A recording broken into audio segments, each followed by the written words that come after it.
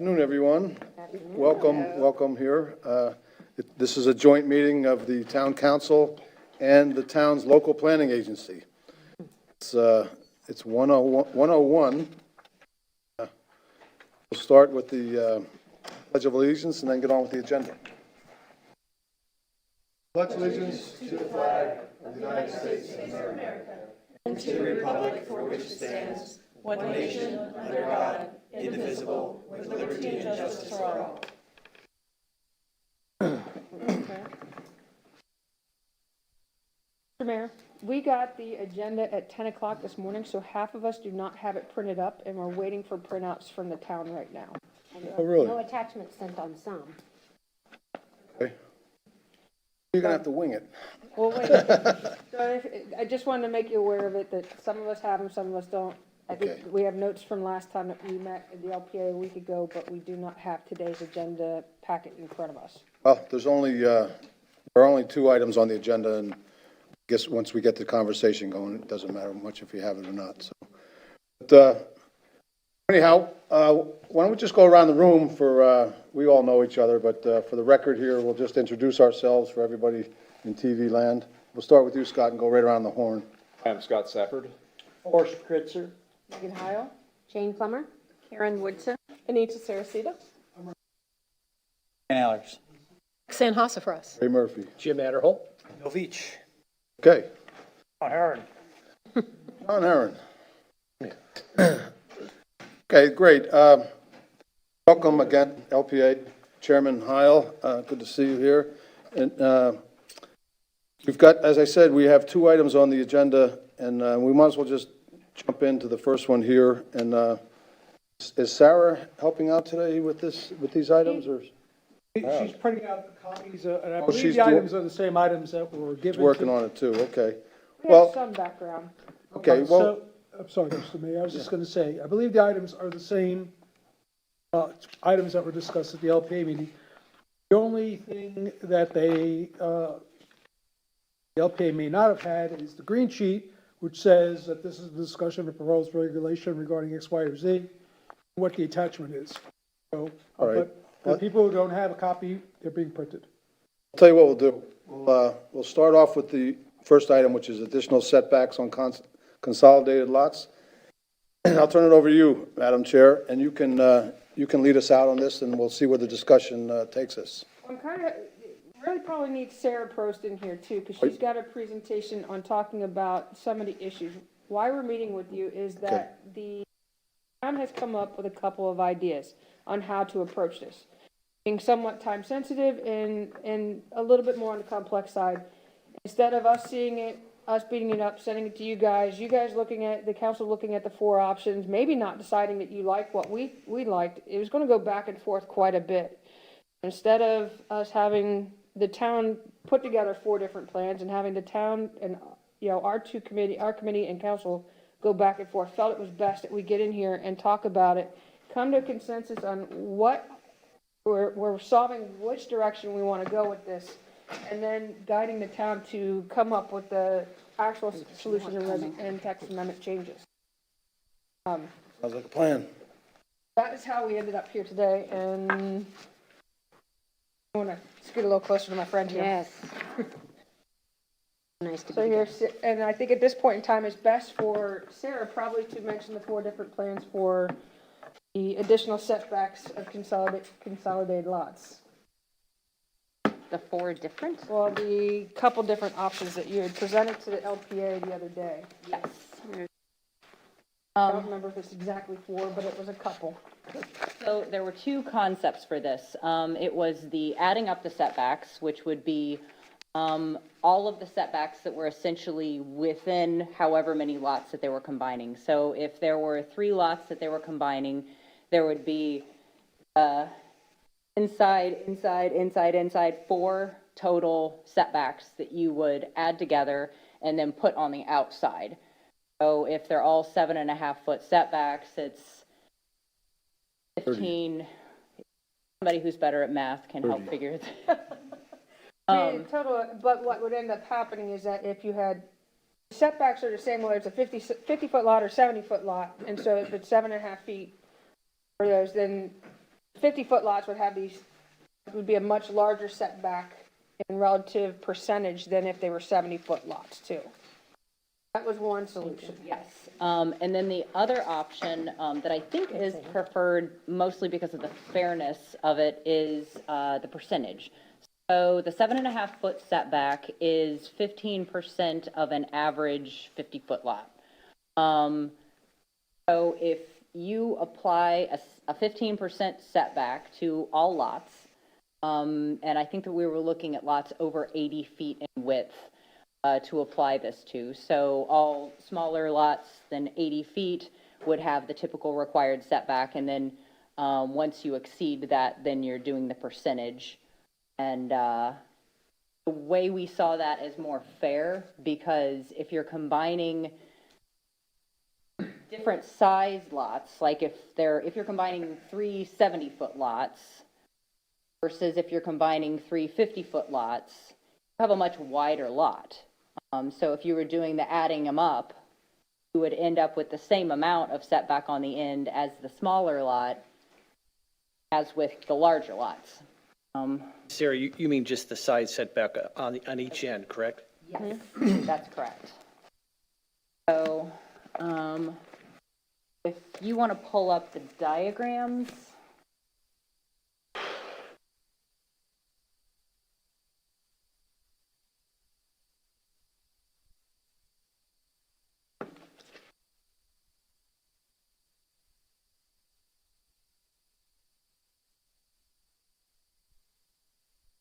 There we go. Okay, so these diagrams will be helpful. So if we're looking at adding up the setbacks, have the 7.5 feet, 7.5 feet, 7.5 feet. You add them up. On a 50-foot lot, you end up with 22.5-foot setbacks. And that's also what you'd end up with a 15% setback, because we're looking at that standard lot size. So you have a 150-foot wide lot made up of 3 lots. You have 22.5 feet on each side for the setbacks. You end up with 105 feet of buildable area.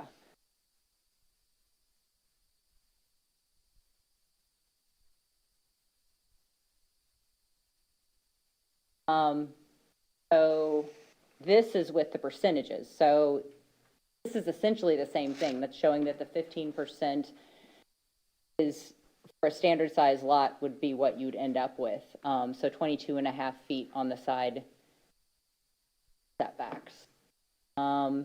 This is showing how it would be different if you had different sized lots. So in this instance, you have a 70, a 50, and a 50. You're going to have a bigger setback than if you had a 45, a 50, and a 45. But if you were doing the adding up option, you'd end up with the same size setback for both of those parcels, because you're adding up just 3 parcels. Does that make sense? Mm-hmm. And we're not going on to this Not going one. that far. Nope. I believe we also had a discussion about if they bought a partial lot, is that considered, how does that fit in here? So one of the problems that we saw with the adding up the setbacks is that a lot of instances, people will take a portion of another lot, and so it isn't a full lot. So do you take half of the setback and add that to each side? So in that instance, it makes more sense to go with a percentage, because percentage will just apply to however big the lot is. It doesn't matter how many parcels you may have had. And it also helps out in the neighborhoods where, I think it's Watson's subdivision. Those were all very small lots to begin with, and people have combined multiple lots in order to have buildable lots within that subdivision. So in an instance where you have small lots and you're putting them together just to make 80 feet and more, that's a pretty big lot, so a little more than just buildable. But you're not put in a position where staff doesn't know how to respond to half a lot or 3/4 of a lot that's being subdivided and added onto a different lot. So the percentage is kind of helpful in that instance. There was also discussion about whether or not we could mass it at one mass at one end or the other. So when we're talking having these percentages, is it on all setbacks, or the discussion was, could they move the house to one side, have a smaller setback there, and have a bigger setback over here? All some of the little discussions and little nuances of each of these plans that need to be taken into account too. When I watched the meeting, I'll say that's one of the things I liked that's come out of this discussion. It might be even more beneficial to the view corridor, et cetera, that someone decides they want to leave a larger section on one side of their property, can put in a bigger shade tree, have a nice area, sitting area, things like that. So I know I was one of the people who brought this forth in the beginning, and I don't want people to think that I'm blocked in on a rigid set of circumstances. I love this flexibility that we're looking at. I think it's all beneficial to come up with those ideas. And I'll just chirp in, I really like the percentage. I think the percentage rod width is simple, it's easier to implement. I also think that it could be applied, it doesn't really, the idea that it's applied for consolidation of parcels, I don't think is really necessary. I think it could apply to any lot. And I think that that's one thing to keep in mind with the percentage, that it has the potential to apply to all lots. Like if this was something that seemed ideal to counselors, that is also an option, just to apply 15% across the board. I know that there was some concern you'd end up with 10.75 feet. And that having odd numbers, not having an even number could be an issue. But Can we do some rounding? yeah, I mean, I think that there are ways to work around that potentially, and the way builders have to work, they need to be able to do percentages of feet. So I don't think that it would be that big of a problem, really. I'm sorry, just real I quick. just wanted to say, when you say across the board, you're meaning across the board in multiple lot circumstances, not talking about applying percentages to all lots. What I'm suggesting, though, is I think that's something we should look at. And I would think that's a terrible idea, because there are some lots that are very, very tiny, and you're going to have very, very tiny side setbacks. We need to have at least a minimum setback. Right, but those aren't really changed, and the plan they had was a 7.5 minimum, and it wasn't until your lot got an over a certain size that you start applying the percentage. Right, that's what I wanted to make sure, when you were saying across the board, that you didn't mean that it, We're just referring to consolidate versus Okay. individual lot. I'd like to see during consolidated lots to have a minimum side setback that's larger than 7.5 foot though. Be my suggestion on that too as well, because if you are going to mass it on the one side, you're going to have a lot of massing. We're talking the size house, we're here in a 170-foot lot. It's a rather very large house you're going to have on one side of the lot, very close to someone else, where it would be nice probably for that additional neighbor to have a little bit more space too there as well. To have some flexibility, keep at least, let's just say, not that this is set, so maybe say it moves to 12 feet, or maybe it moves to 10 feet. I don't know what that number is. We can discuss that here, but have a minimum side setback if they do decide to mass to one side. Or maybe proportional, like it has to be a minimum half of what the other side is. I was just curious, Sarah, if you could just comment briefly on what is best practices in other communities? I mean, it seems like we don't need to really reinvent the wheel here. What are other communities doing in Southwest Florida with respect to this issue? Some of them aren't applying anything necessarily different. Some of them are just keeping their side setback, whatever that is. Some communities, 7.5, 8, 10. Some communities, they're keeping that the same, even when the lots get really big. Others are using a percentage. I worked, and this wasn't Southwest Florida, but in Virginia, we did a 15%, not less than. We had a set number that you couldn't get below on your side setback, but it was 15% a lot, and you could shift it from side to side, so however you wanted to lay out your lot. So that is a way that is regularly used. Don, is that what you see in your practice? Don Heron? Is that what you see in your practice with all your various clients?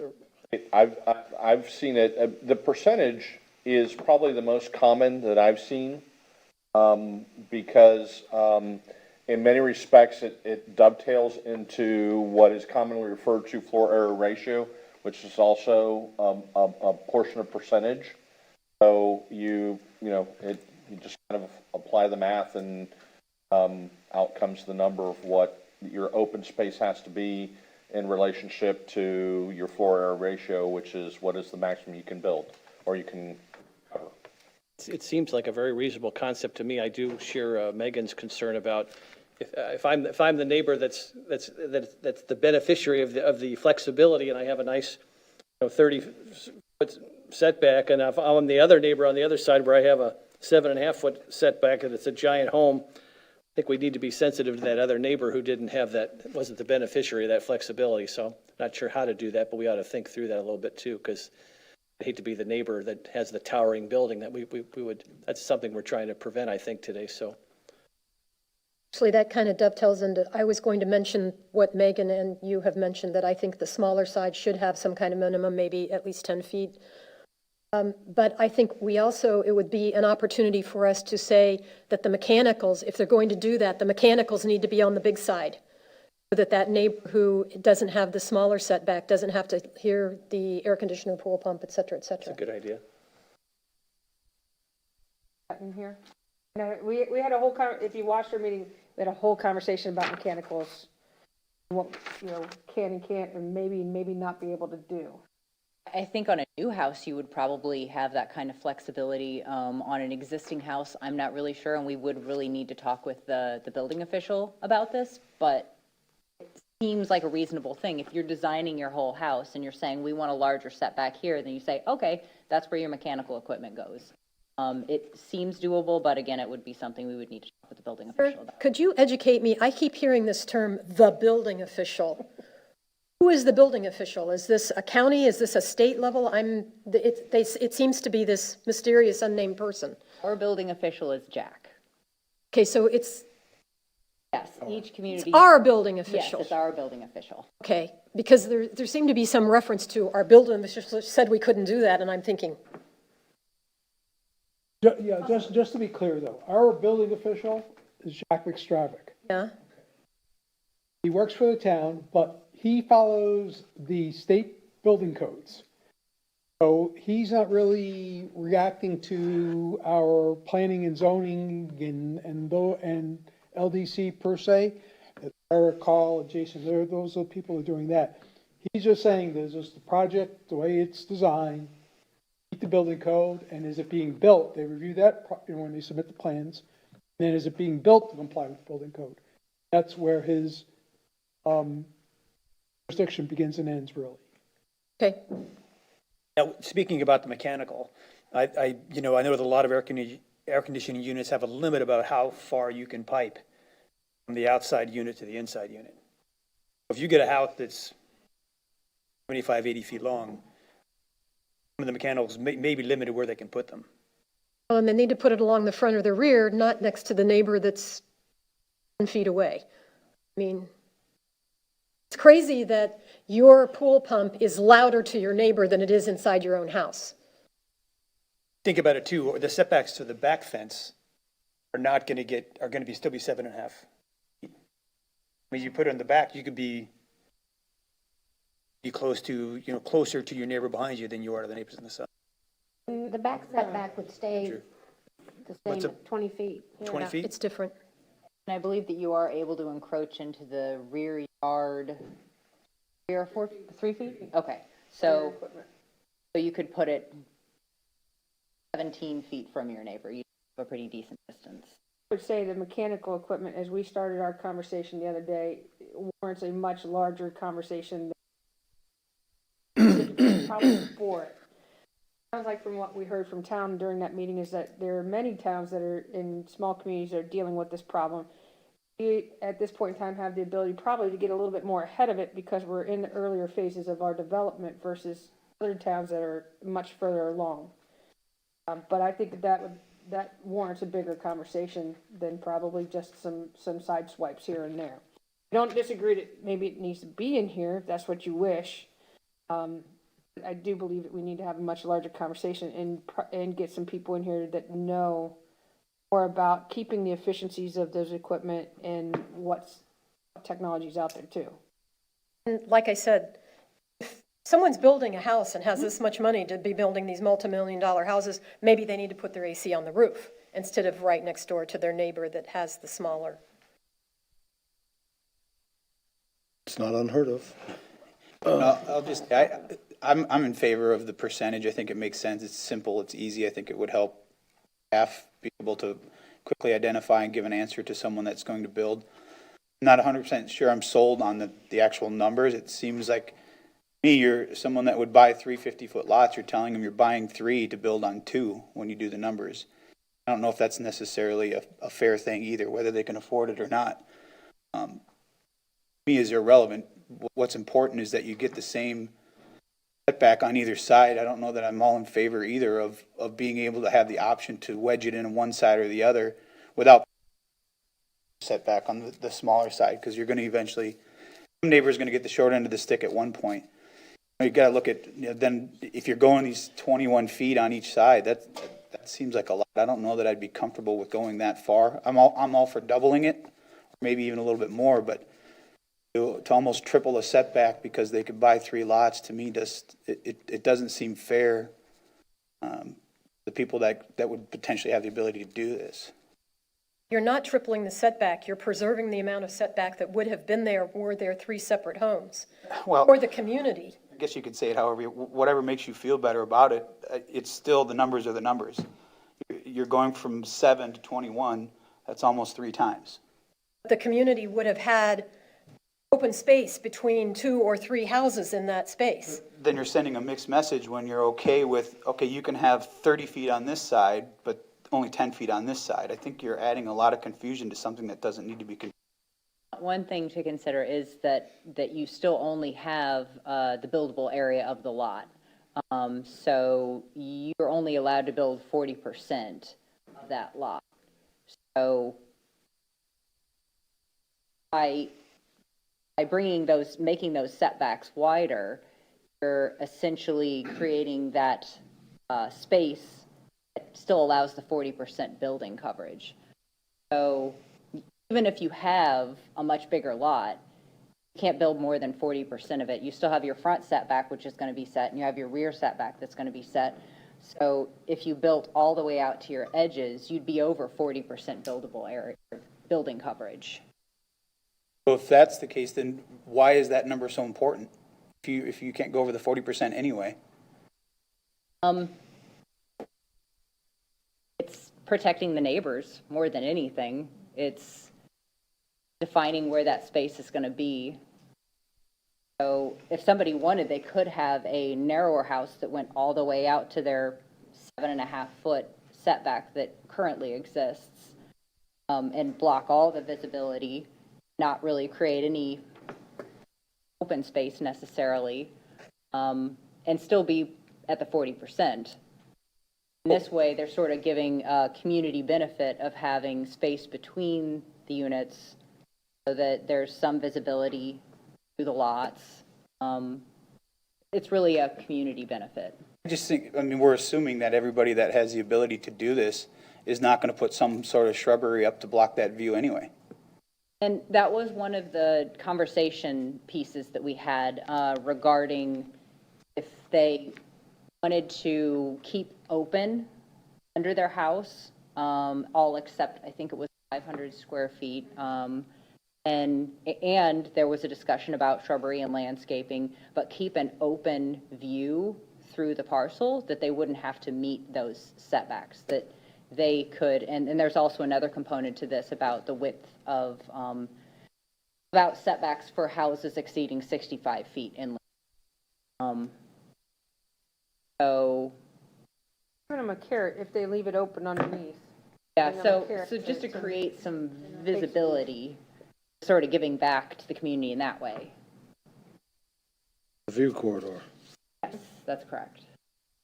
That's what we've always been trying to do. It really works. I mean, I just was at Publix today, as everybody knows, as you come out of Publix, the condo right across the street, you can see right through it, see the ocean. It's spectacular. So for us to incent that with a carrot, I think is a positive development. The idea is that there's an incentive for that, it's not something you mandate. Yes, that's correct. So you wouldn't have to keep it open on bottom, but you would have to either have the side setbacks and for the wider homes, have the additional front setback that we haven't gotten into yet. Or if you want to keep the whole bottom open except for 500 square feet for 2 cars and then some, then you wouldn't have to do that. Design it in any way you liked and keep that view corridor open that way. And when you say the 500 square feet, is that enough for 2 cars and elevator and stairs and? When I looked at it, it looked like it would be. It's like 25 by 25 feet, right? And a standard 2-car garage is 18. Not really a math person, What so we I can can't do do is send that them a right list, off the top of my find out. head. A better number. If you're concerned about the 500 square feet, we can take a look at some of the plans that are in works now and find out what that number really is. I'm not sure where they came from. Do that. Yeah, That's part of this carrot. I just think that whatever the carrot is, if that's the way that this goes, it's got to be a pretty big carrot. I can't imagine anybody that's going to buy a lot this size is going to want, they're going to, that's a lot of stuff they've got.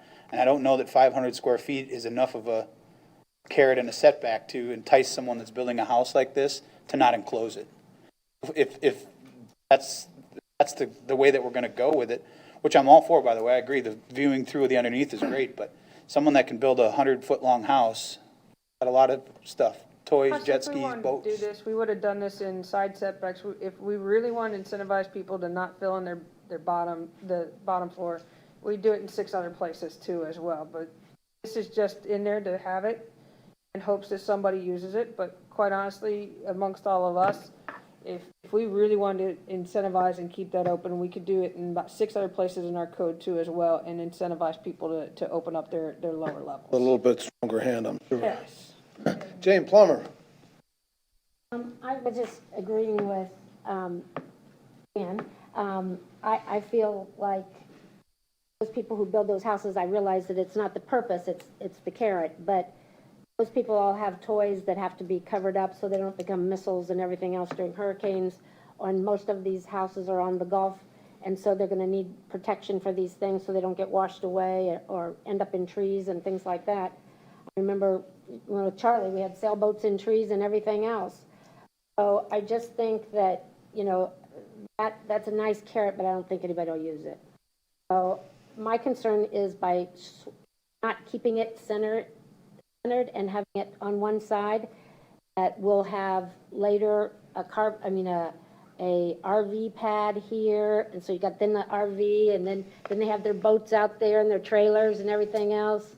I mean, if they're not going to be protected in their garage, they're going to be all outside, making it a nuisance to everybody to look at. So, I mean, I just feel like not really a carrot. I don't think anybody will use it. Nita Saracita. I know this morning you all talked about unanticipated consequences. And Ray reflected back on what we were thinking back in 1997. And last night or the night before, I picked the Zubas up at the airport and drove them down Randy Lane because they hadn't seen this house.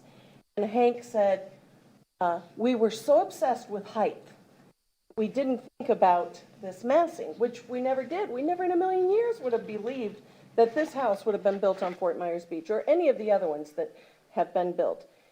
I think the question that we're missing here is, what's our intention? What are we hoping to accomplish? Are we, by the way, Sarah, is view shed and view corridor the same thing? Really? Okay, because you used view shed, and I thought, well, okay. So I'm just going to say view corridor because I think about it. And Bill and I had a conversation recently about view corridors, same exact conversation that Joanne and I used to have. It's my privacy, it's my property, I get it. But when we're sitting here, it isn't about our privacy or our property or the wealthy person's ability to amass this magnificent, this is a magnificent house. If you haven't seen it at night, go see it. It's just spectacular. The lighting alone is spectacular. But it isn't about that. It's about the character of our community. What do we want to see it look like 50 years from now? Our mistake 25 years ago was not going another step. I said to the LPA the other day, it was not talking about design guidelines. It was not saying, here's what we want to see. We put rules in place, but we didn't anticipate how those rules would reflect 25 years later. So now you've got an opportunity to think about what is it we really want? We really want to maintain some eclectic feel to this town? Or do we want it to be Bonita Beach Road? And I hate to always use that as an example, but it's a cavern. I mean, you go through there and you could be on an island or Marco Island. When you go onto Marco Island, you have no sense you're on an island. You're in a subdivision for all intents and purposes.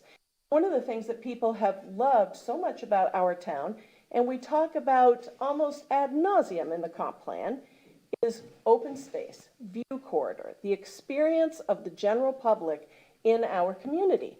So I guess as I was going through this, and I've talked to a couple of you about it, but my real question is, what do you want? What do you want to accomplish? I mean, Rexanne, you brought this forward. What do you want to accomplish by talking about the massing of these buildings? And, you know, Patrick isn't here, but he made a really good point the other day, too, when we tend to talk about the McMansions or whatever, which is really a slight to the people who are doing this, and that isn't what's intended at all. So I kind of liked the massing terminology because it's sort of objective, but I just don't know I'm not clear about what we're trying to accomplish. Are we trying to create open space? Are we trying to preserve view corridors? Because if we're trying to preserve view corridor, setbacks alone isn't going to do it. Yeah. Well, you know, back then, like Hank was saying about the height, we were so concentrated about the height. They weren't concentrated about it.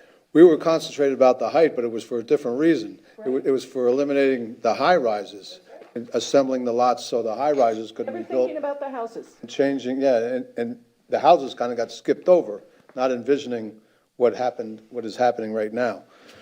That's, you know, you can't really hold that against anybody, but, it's interesting to see. But your question as to, Anita, the view corridor, maybe the question is really now is, does everybody still feel the same way? I mean, Could very well be. I mean, Jim just said it when he drove out, and every time I drive up past Smuggler's Cove and that same area, and you look out and you can look straight through to the Gulf of Mexico, it's a big thing. I mean, and that reminds us of years ago when we used to be able to look out there. But like everything else, it's changed. It's changed. And now, have people's opinions changed?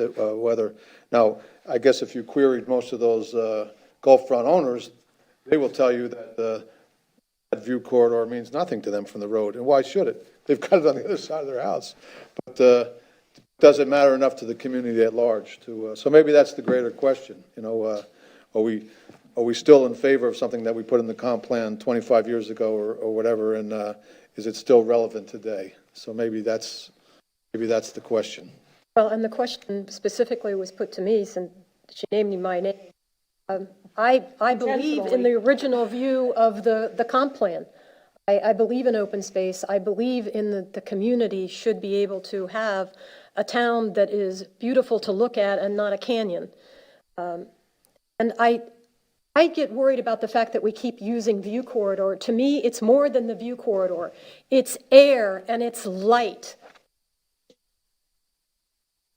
So let's not just get tied up with the fact that view corridor, because yeah, somebody can put a bush and yeah, they should be allowed to put a bush. But, when you put a house up that's 3.5 stories tall, the yard next to it is no longer getting shade, are no longer getting any sun. They're getting only shade for the majority of the day. So you have taken away the rights of your neighbor. And that's one thing I think we keep concentrating on the rights of the person who's building the house. We have forgotten the rights of the neighbors and the rights of the citizens of this town. Citizens of this town moved here because it looked a particular way. I didn't move to another community. I moved to this town because I liked the way it looked, and it's being taken away from me. And I believe that I and the other citizens of the town deserve to have something that looks as much as possible like we used to have. Now, I know that you can't stop progress, and I don't expect to stop progress. Town is going through a renaissance, but as part of that renaissance, we need to also be looking at the homes that are being built and making sure that people still have a livable community, not a place where people who are extremely wealthy come and spend a few weeks of the year, and then nobody else who lives here gets to see the Gulf of Mexico anymore. I would just point out a couple of things, because I was also mentioned by the Zuba Uber, Anita, that What? Zuba Uber, she was driving. Uber, okay. Zuba Uber. So, there are other ramifications to this, and I'm supportive if you want to make it a carrot to encourage people to have their houses, they can see through it. But they're only going to do that if they can make a wider house. I do kind of agree with Jane that I don't think there'd be a lot of takers, honestly. But I live on the Gulf, and when someone can see the Gulf from the street, they walk through it. If you have a big opening, people are going to walk through it. And I know people who have lived on the Gulf and moved out because there's already a lack of privacy. And I know that people will walk through our yard even though we're next door to a beach access. Get a regular bunch of people who walk through our yard, and it is our yard. We're not, I don't want to disparage people who don't live in the house year round, but we do. We're there year round, and it's a significant detriment. If it was me, if I was building a house and this was an option, I probably wouldn't do that. I just wouldn't do that. The other thing is, when the wind blows through the Gulf, I had this experience before I put in a garage. If your car is parked there, expect to be changing the brakes and other mechanical things pretty regularly, because a salt spray also goes right through that opening. The other thing now is, if you can see the beach, then the beach can see you. And if you're in your car and you're driving with white lights, especially when traffic is heavy, and that means that's going to affect lighting on the beach. It also means that the people now who were across the street or down the street from you on the other side of Estero now are going to have to conform to turtle lighting ordinances, front porches or signs and all that, because it's anything that's visible from the beach. So there's quite a bit of ramifications. And like one example is, you're coming out of Publix. Your headlights are shining onto the beach if you're at night. And there can be a few cars waiting there shining all this, can be a pretty consistent lighting source. So I understand doing it as a carrot. I have no problem with that. I think that making it obligatory causes me some heartburn. And it would have to apply to everybody. And how many people want to have their backyard open to this street? Well, I'll just tell you, that's exactly where our conversation 25 years ago went with design standards. We backed off of it. Well, people won't do that. Yes, they will. So if you have to really think about what you want the town to look like 25 years from now. Let's not even say 50, 25, because we've lived through 25. So think about 25 years from now. What do you want it to look like? And then back off and decide, how do you get there? Because if you create a plan, it doesn't say, here's what we want, and put rules in place to accomplish that, you will not get it. You'll get what we have right now, which 25 years ago, I'll tell you, we never in a million years would have anticipated. I think the other thing too, Bill, that you have to look at is everybody's so focused on the beach because everyone says we don't want to turn it into a canyon like Bonita Beach is. But this is going to happen on the Back Bay. It's going to happen on side streets. You go down by Anchorage, they're starting to build houses side by side down the street. So we've got to look at this. We've got to try to come up with a plan that's going to be not just for the beach, but for the entire island. Sarah, can I ask you something? What is it about, I was trying to remember, is it the fact that this house isn't just a straight wall across, that it gives you that feeling of, you can't not feel that this house is huge, but was that it? Because Roxanne when she just said it's space and sky and sun and air and whatever, and this has, I hate to even say it, an airier feeling. You know what I mean? Is that what this was? Next discussion. Oh, okay, Yeah, it's sorry, the sorry. next discussion. Never mind, I'm jumping the gun. You're fine. Do we want to talk about that? Because I can pull it up when we can. I would wait. Okay. Through this one here. It sounds to me like there was some consensus, most consensus in the room, that we're, as far as these setbacks go, that we're leaning towards the percentage basis, and also with some minimum side setback, whatever that number is going to be. Am I right? Does that sound like everything we, with some notable exceptions from Councilman Allers? But I think you're in the same park anyhow, are you not? Yeah, I don't disagree that the setbacks should be larger when you're amassing lots like that. I agree with that. I just don't know that I'm okay with that number. That's Okay, specific. well, the number, I guess, will be determined, but if that's the consensus among the group, we can move on. Am I right, am I off base here? What about the flexibility of Yeah, massing to one end or the other? Okay, well, let's talk about that.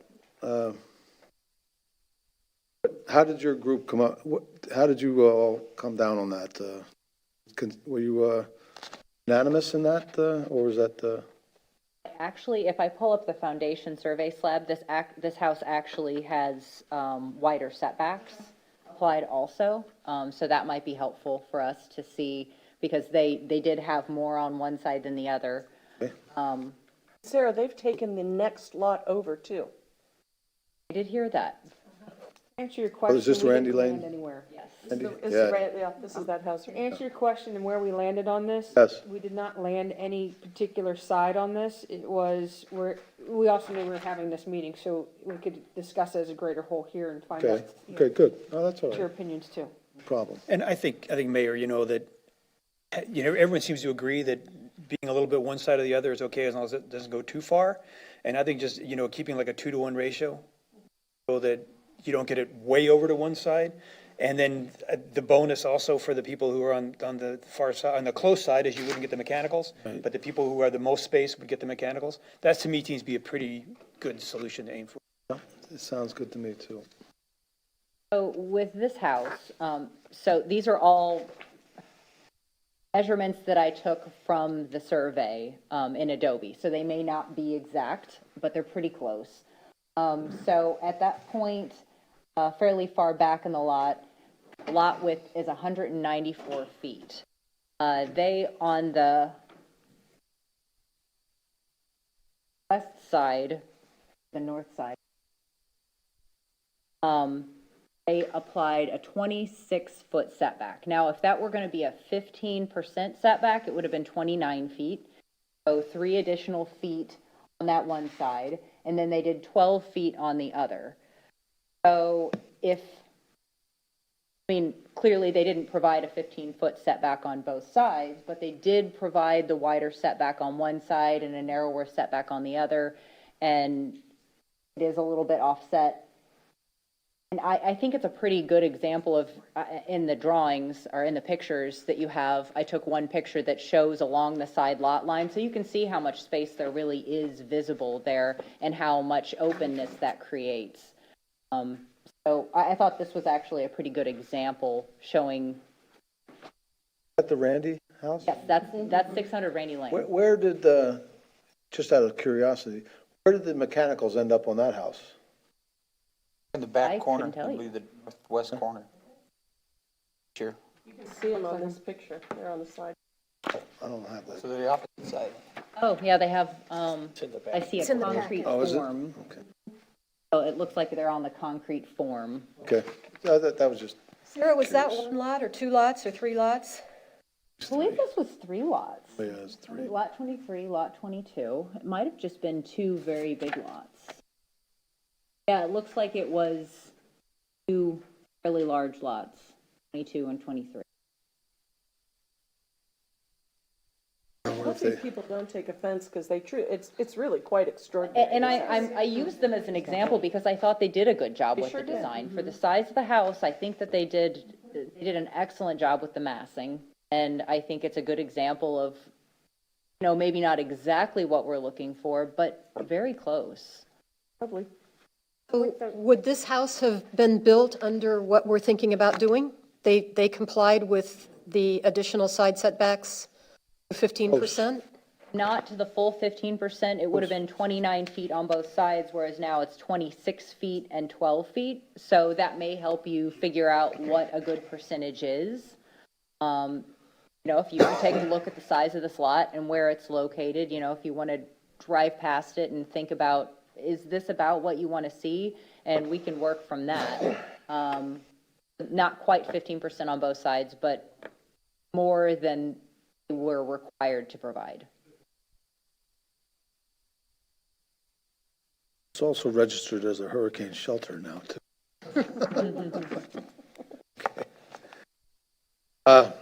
One thing that I'm looking at this and I'm thinking, because I know something and I are pretty familiar with is, we're in that old neighborhood where it's got the first subdivision of the island, and people tend to build duplexes because they think they're allowed.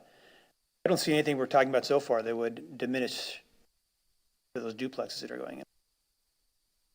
Now, would the 500 feet be per unit side? I mean, it's still, I don't see that part of the town being changed by anything we're talking about. Talking about a single building duplex where it's Building duplex. townhomes, or?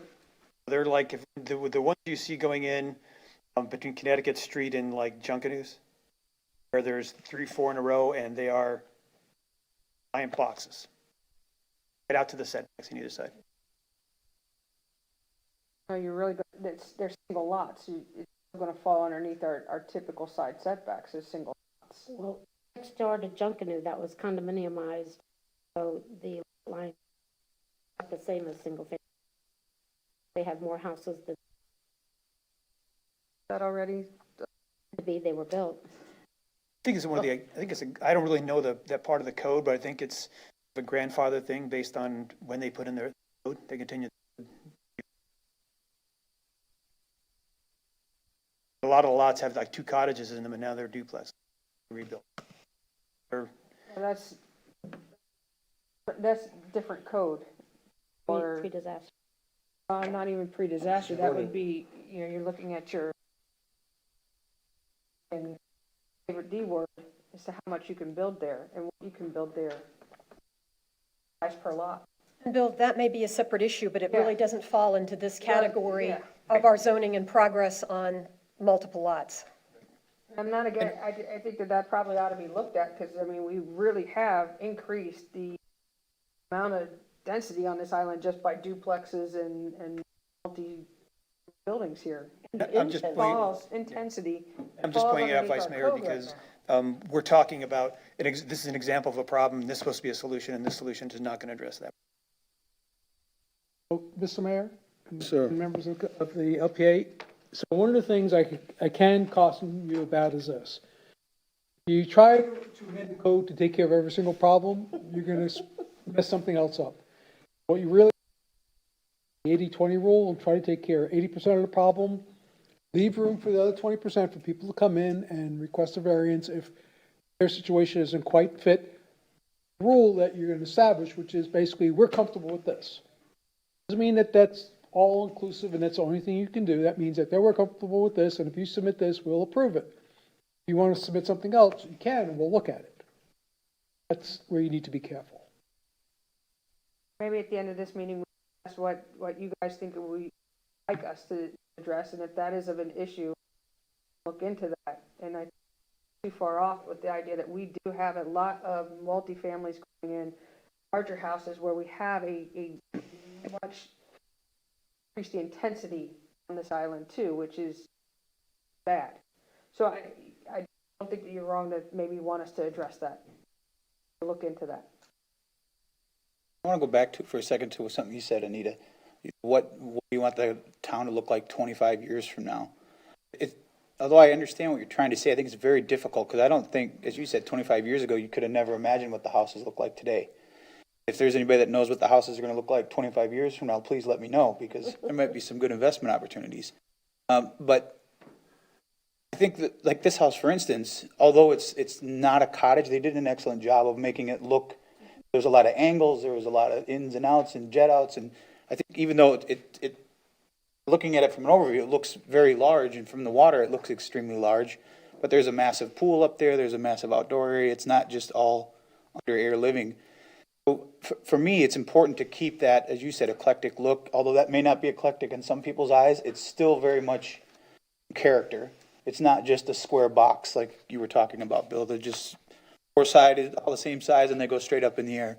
At least it has some some character to it. And, they go through a lot of expense, and the neighbors, I'm sure the neighbors aren't very happy about it, especially the ones across the street that have to look at it or can't see the water anymore, but they, for me, I think being able to see being able to see the water is one of the most important things I think we have as a community that some other communities don't have.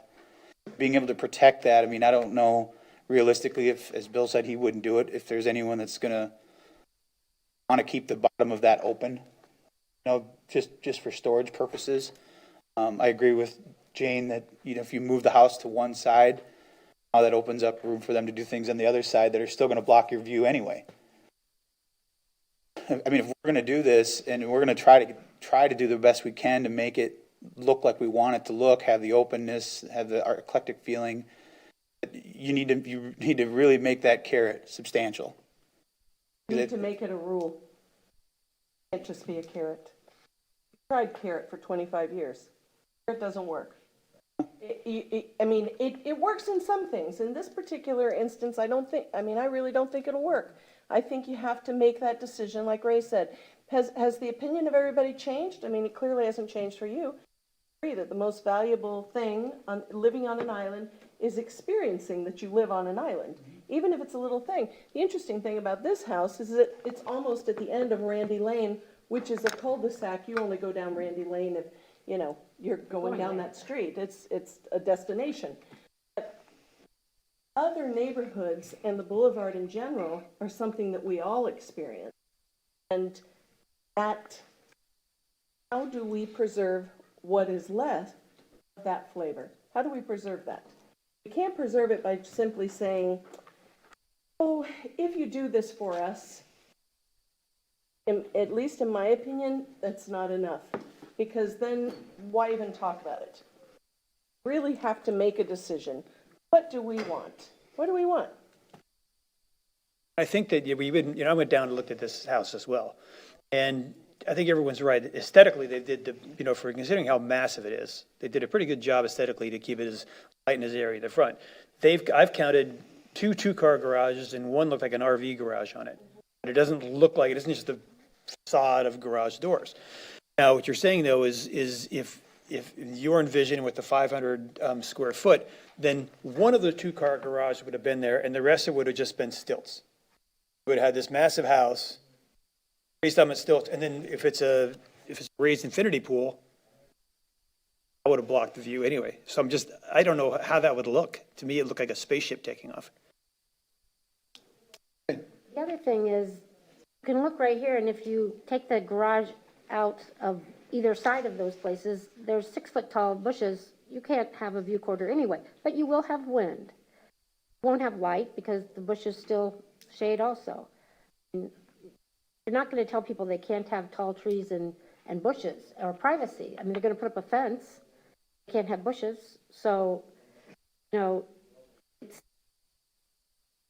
can't really think that you're really going to gain a view through somebody's house. I kind of disagree on that, though. I think that you can, not that you can mandate how they do you can mandate to a point how they do their land. But I think you can still, between looking at that house, because you have the picture up real quick, and looking at it and looking at just even that airy space up top there, you have got open space on the other side there. When you bring up Bonita Beach, driving down there, you have no clue on the other side there's trees, there's anything other than the houses are like this, and they're pancaked together like that, and there's no wind that comes through, no light that comes through. That's just as important to our health and our happiness here too as well. But you do know that it's there. In that kind of situation, the back bay is sitting on the other side of that house, and you still feel it. You still know. So I don't necessarily know that everybody's going to be putting up a fence, because then you start looking like the compounds. Well, if they can't have bushes, they're going to have a fence. I think They're not going to have a fence or bushes if we say they can't. Exactly. And so that comes to the question of, what do we want? And what are we willing to do to accomplish that? And, do I want Bill to let people walk through his yard every day? No. Oh, there's the house. It really is something else. But Anita, do you want to take down the fence at your? No, I don't. Yeah. But my fence has been there forever. I know. And what we're really talking about is the redevelopment of this town. Think of the houses where Bruce used to live, the little red and white cottage and the other house, right there at the 3500 block of Estero. What was there and what is there? Night and day, night and day. And it's that redevelopment that we're talking about here. Well, I mean, I have the same issue that Bill has on the back bay, is that I have a 4-foot high fence now, and people break the top of it off, crawling over the 4-foot fence to get out to the bay to walk my seawall. Or, like when I left this morning, I had to keep backing out of my driveway because somebody parked there and went for a walk because I didn't have a car in my driveway. So they think you're not there, oh, I'll just park here, in the middle of my two driveways, my garages. But those things people aren't allowed to do anyway. You But can't, they do. I know, but you You can't need a gate. use that. Gate, not a fence. Communities do it. I think communities do it. And if you've ever been up to Pensacola Beach, which is another little small island, they've managed to pull it off where they've got I'd say 90% of their houses are up on stilts. They still allow for some of the parking underneath the houses. If you're looking for it, just Google it, Pensacola Beach houses. Look at the images. It can be done. Now, I don't know how they're doing it. I haven't gone that far, but I do know that they've pulled off some of this we're looking to do. Part of it may have to do with fill also. Right now, we do allow fill. So for this house, for instance, there was probably a substantial amount of fill in parts of this house. Most of the houses that we see do have some fill, especially where, the garage can be at ground level, but sometimes they want to build that up too. And so if we were to disallow fill, houses, I think that in a lot of instances, they would have usable space and they would choose to leave that open rather than just having, I guess, they can't do anything with it. It's storage. There are limits on what can really be done in those areas. So if we didn't have fill, then there would be more likelihood of people putting them up on stilts because they can't use that space anyway for anything but storage. And if they can't turn it all into a giant garage, what exactly are they going to do with it? So price-wise, it may make more sense for people to leave it open. But right now, we do allow fill, so we end up with houses like this. And that particular topic on fill has been brought up between Jason a couple of times about how it's causing drainage issues here on the island too, as well, and that needs to be addressed. That's been kind of discussed in the background about bringing that up. Be a combination of things, a right atmosphere to more open under houses. I do think now there's, and I understand the romance of the beach cottages. I bought one. And but there's two things that are really forcing the island to change. And one of them is FEMA. Even if you were to build a modest house, when you build that thing 12 feet, 13 feet in the air, it looks massive. And the other is economics. People who spent $800,000 for a 1,000 square foot wood shack are probably going to tear it down. This doesn't make a whole lot of sense for the money. I think fighting those two things it's a battle. I wonder, as I just listened to Anita's initial question challenging us as to what we want to see. I hearken back to this Publix example when you exit Publix, and I think the mayor said of Smuggler's Cove condos. You can see that beautiful ocean, the sun's reflecting off that water. Every tourist is using the Publix, all the residents are using Publix, everybody gets to experience that. And whether Smuggler's Cove originally designed that for the public good, I don't know. But it is a public good, and how you value that, I'm not sure. But it seems to me that if we're going to put the carrot dynamic together, and I always love incentives rather than sticks, I wonder, too, if we're going to price this, you're going to build this brand new home, it's going to increase your property taxes demonstrably. Maybe there's a way to calculate some kind of a tax credit for those people who are willing to give up the fence and the shrubbery to maintain that view. Maybe, that's a public good for the whole island. Maybe they should be rewarded with some kind of a tax credit to offset some of those hardships. I just think that this incentive thing is if it's sweetened enough, maybe, Anita, maybe we can get it to work. Maybe we haven't been aggressive enough. Ever heard anybody say that before? You, Jay? I don't think, that's an interesting thought. I don't think I've ever heard that thought before. I think it would be fiscally neutral for the town because the property value of the property goes up demonstrably, therefore they're paying more in But the property tax. percentage of your tax that you pay to the town of Fort Myers Beach is minuscule. Yeah, but The it's amount we something. I could mean- give somebody in a That would credit. even make it better, Roxanne, because so the town wouldn't lose that much money, but think about what If you you're do, but it building might a not be a big $5 enough million incentive. home and we give you a $100 tax credit, it's nothing to Well, you. you combine And that. if we could give them a tax credit that applied to Lee County and the schools and all that, that might give them enough money to make it worthwhile, But but maybe it's a salad of various incentives. Maybe it's the ability to have some flexibility on your setbacks. Maybe it's an additional tax credit. Maybe as we were talking about before, working with the LPA on the wedding cake concept, maybe they get some additional height in return for the ability to leave that first floor open. I just think you package enough incentives together, maybe somebody wants to be creative and think outside the box. I'm just thinking out loud. The only and I thing, love the idea, I just don't, You may be right. don't think Yeah, there's you enough may be money right. there. But maybe the town, maybe there's value to the town to subsidize some of these properties that are really making heroic efforts to maintain that view corridor, particularly to the ocean, to the bay. that sounds great, and I agree with you in principle, your spirit.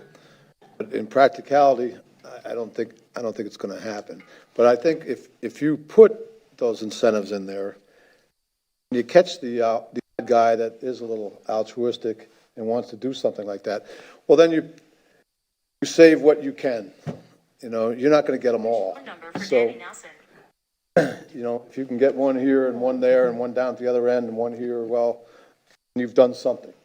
But to think that you're gonna get it on a grand scale is pie in the sky, in my opinion. Another way to do. I'm not trying No, to that's throw fair. cold water We on got to it. be real about I'm this, trying but to be real. I'm willing to be tougher as well, along with the carrots, yeah.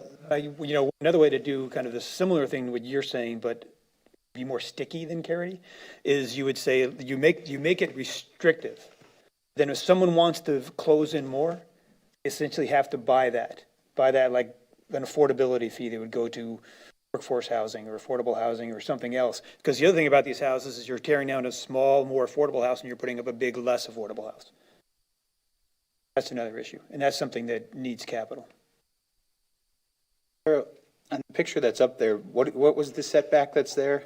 On that side, it's 26.2 feet. That side's 26 feet. It makes it a 10% setback on both sides. That's what I was If you take that number. Right. And everybody seems to think that house looks pretty good and is opened. Well, that's kind of what I was trying to get at, is, then the other side was, what'd you say, 15 feet? 12 feet. I thought it was reversed. I thought this was 12 and the other side was a 26. I was looking at it through a pole. And you said it goes from 15 to 20 or 10% based on this? Right. The numbers, because what, it's 30? It makes it 38 feet. And you take the 191%, it's 38.1. You can see a sterile bay out there. Mr. Mayor? Yes, sir.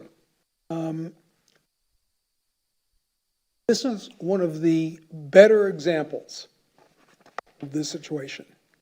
However, there are some worse examples out there that, we're not calling anybody out and talking about today, where someone has 7.5 or 10 feet on that side, and they built a solid wall next to them and basically blotted out the sun, and then built beyond that to what they wanted.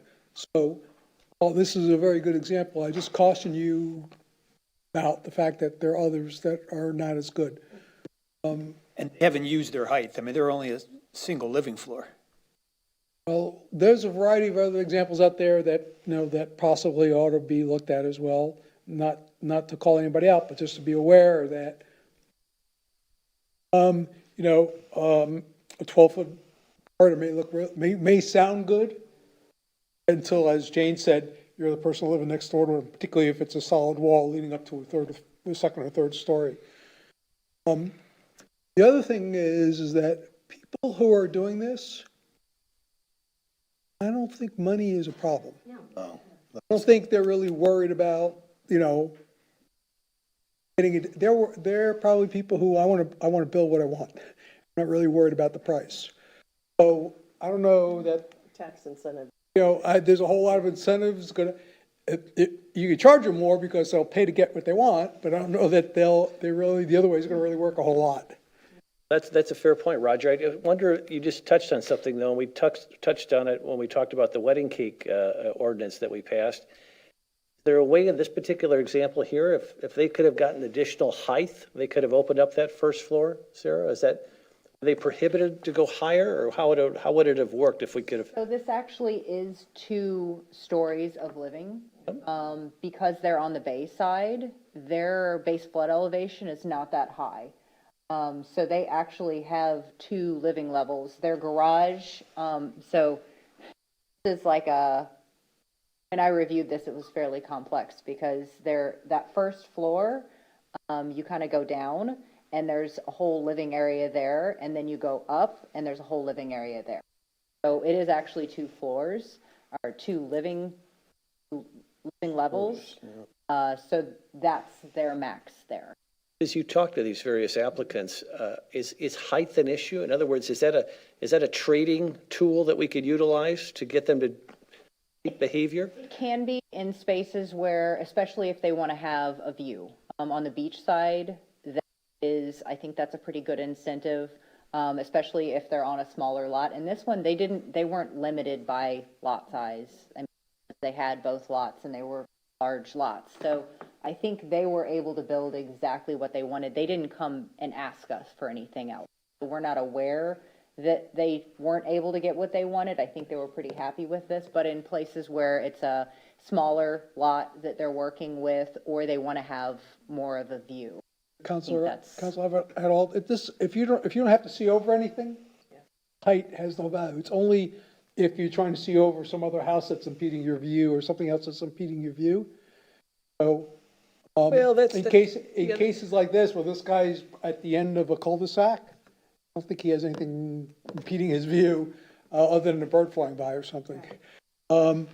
So now, maybe somebody who'll say, well, right now, nothing's impeding my view, but maybe down the road, there might be something, so let me go up higher, as high as I possibly can, just to avoid that possibility. I guess that's possible. Most people would prefer to have less steps, or, because 50% of the people, if it doesn't have an elevator, won't look at 2. So that makes a difference, adding another floor to get, to make it a wedding cake. To have a bedroom on the 3rd floor is just more exercise. People would prefer to have all on one level, even if it's raised. They only have to go upstairs once. Another thing I wanted to add to the conversation when we're talking about opening up underneath and people want to close it in so they can store all their toys. Phil has pointed out the island is not a good place to store your toys. And people who have all of these extra toys, RVs, etc., many of them are buying condo garages off island to store their toys. So I don't feel bad that we say, you've got to have some open area here. We'll give you 500 square feet, may not be the magic number, but we'll give you X number to keep your primary automobile and your jet ski that you want to have right here next to the water. But a lot of your other toys, like your antique car and your Harley motorcycle and your RV, they've got money to buy places to store them off the island, which is, because of storms, you don't want to be storing them off the island. Because of the wind and sand, you don't want them on the island. They shouldn't be storing them here anyway. So I don't see that as a disincentive for us fighting for open space under the buildings. There's the question. Are we fighting for open space? I would I've say been. yes, I am fighting for open space. That's my perspective, has been forever.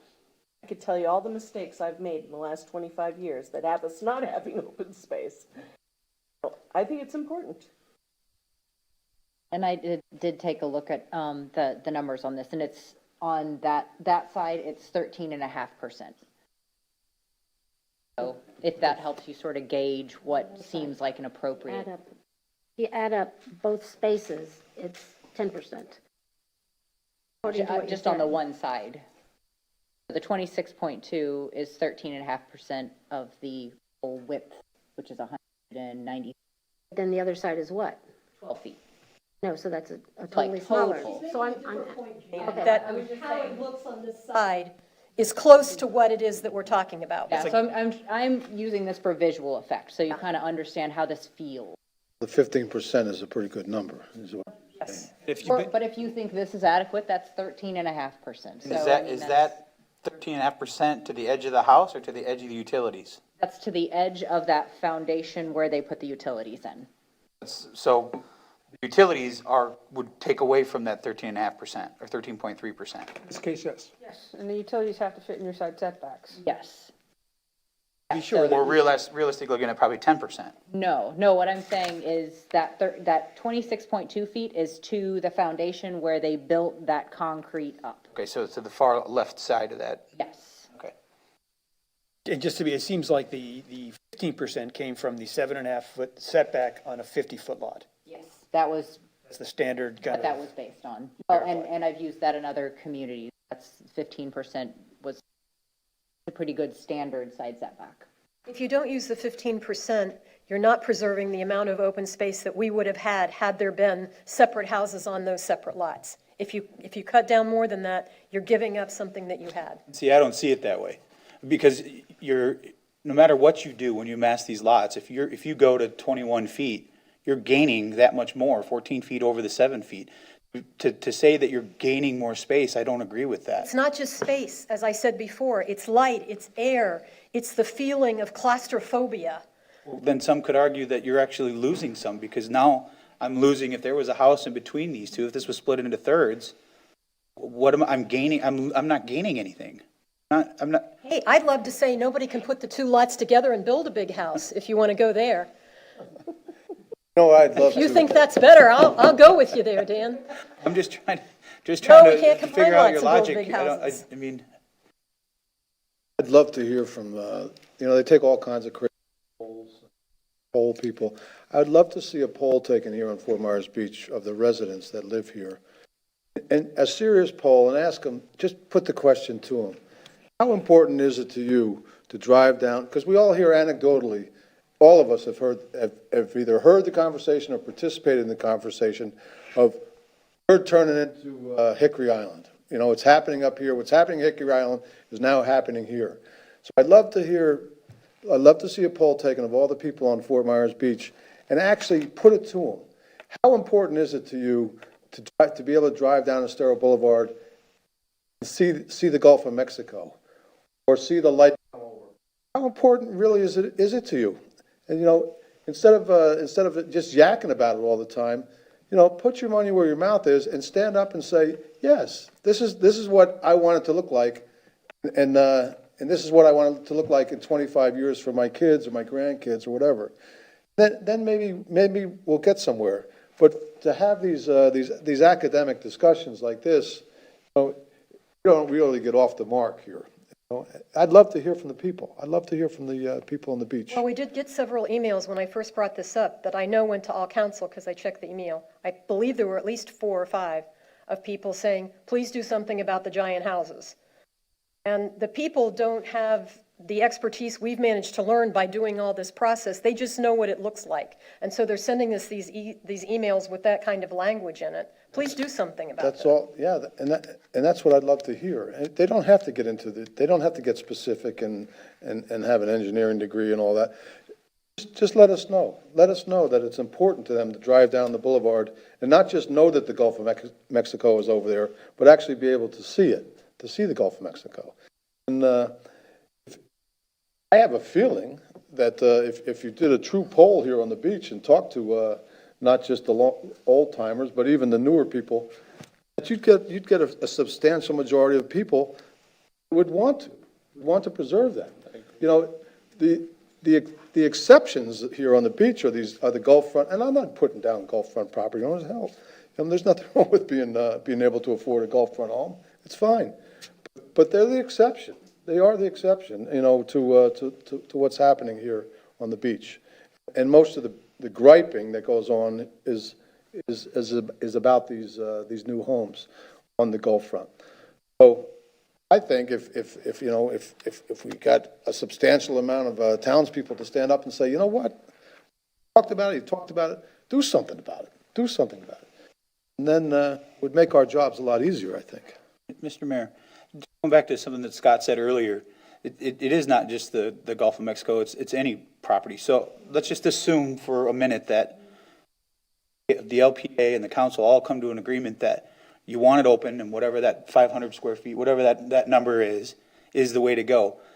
Is everybody comfortable enough with saying it should be across the board? Not just golf houses, not just the mass houses, not just, if you build a house on a single family lot, are you comfortable with telling them also that they have to keep the base, their foundation open? Yes. That's, because then it's across the board, there's no different rules for different people on different houses, it's the same across the board.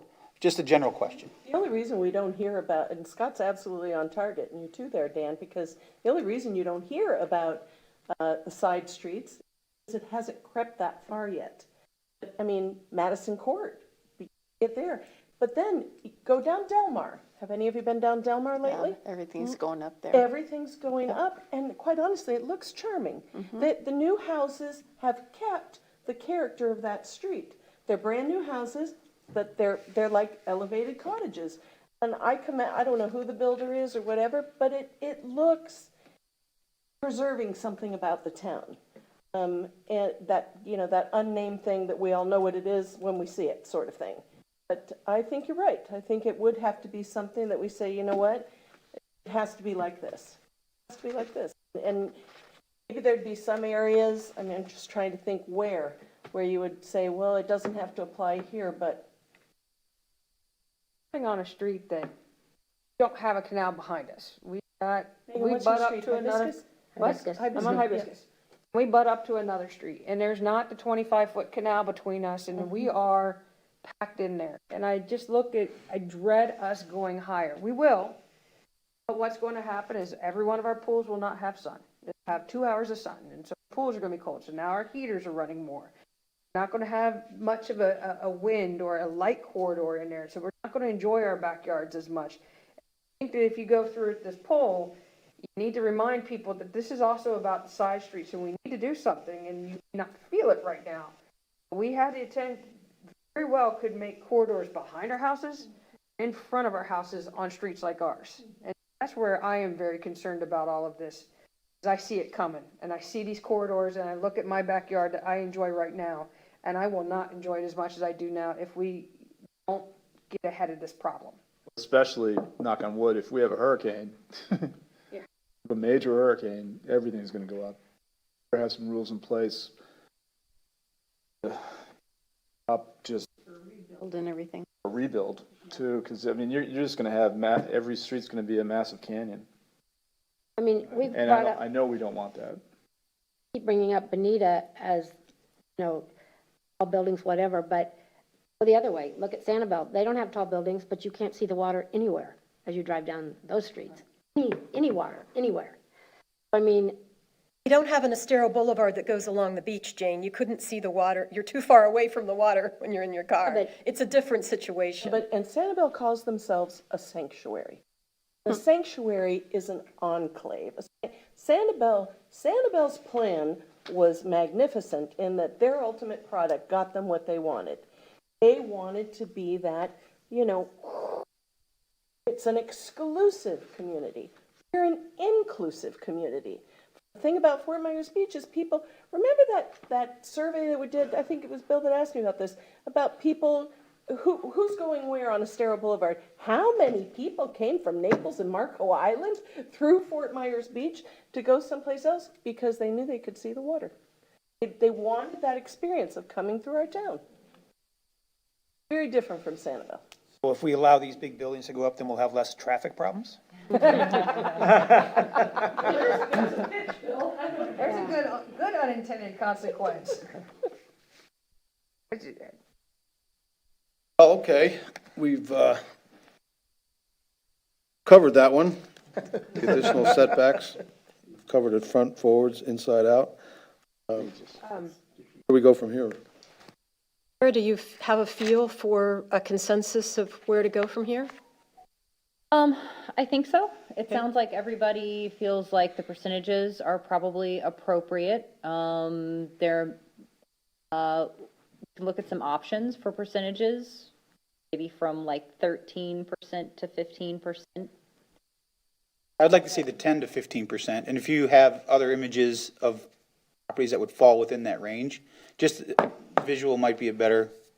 Unfortunately, I did try to figure out what had already been built. That's sort of the key. We have projects in the pipeline where they've consolidated lots, but we don't have any that would really be the size that we were talking about. This is the best example because it's already built and you can see what it's going to look like. That's the problem I sort of ran into. The only reason I ask is for the smaller percentage is if we're gonna try to go forward with keeping these open on the bottom, besides whatever the square footage is, I think having less of a setback is enough of an incentive to, we're gonna tell them what they have to do, to use Anita's, you're gonna be told what you're allowed to do. But Look at it another way, Dan. We're going to tell them what we want. Here's what we want our town to look like.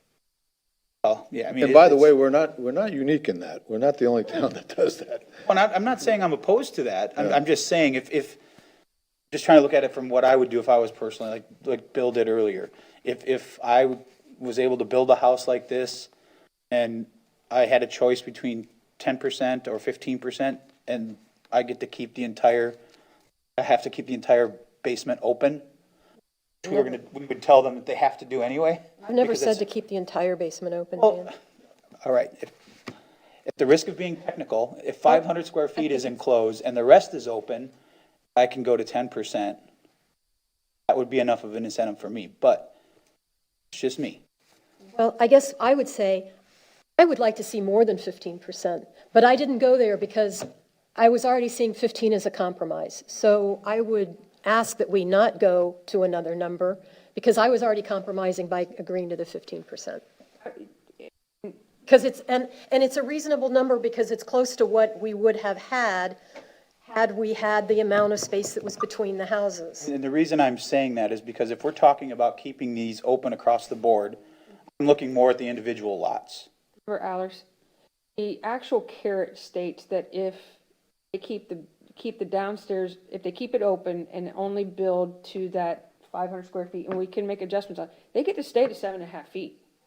Oh, Yeah, so that, That's what's you written. either have 15% if you want to build out that bottom level. Which is now actually helping my point. My point is, if you're making the change to, you have to keep it open, but now you don't get to keep your 7.5 feet setbacks, you're essentially taking away from them. Keep it open. Only build for your 2-car garages, your elevator, your mechanicals. You get to stay to 7.5 feet on your sides. Right, but what we're talking about is going to 15% and telling them they but gotta that's keep it just open. for the multiple Then you come lots, into Dan. 15. If The you 15 don't, I think you're missing my point. My point is, hypothetically speaking, you tell every single person on the island that you have to keep the basement open, besides reverse this thought. you're now saying you can't, right now they can do it on a single lot and have 7.5 foot setbacks. Make the changes that we're talking about, now you're gonna on each side. So you're taking more away from them and telling them they have to do something that they have an option to do now and have a bigger home. 15% is Yes, you are. for, Dan. That's changing. I mean. I'm just, again, I'm speaking hypothetical. If we do, if speaking about just, for ease of conversation, let's say we all agree the basement has to be open, or the first floor has to be open across the board on the island. And you have 200 feet, 100 feet, whatever the square footage is that you're allowed to have enclosed for elevators and that. Right now, someone can do that on a single family lot and have a 7.5 foot setback. What we're proposing right now is to do the same thing, but tell them you have to go to a 21 or whatever the 50% of that lot is, which could potentially be more than 7.5. No, we're not. Only if it's multiple lots put together. You're still gonna have an amendment in there to, I guess it doesn't make sense. Either you do it all or you don't. The single-family lot would be just the same as it's always been, only we're gonna say you gotta leave that underneath the open. Multiple family lots is where the side setback increases.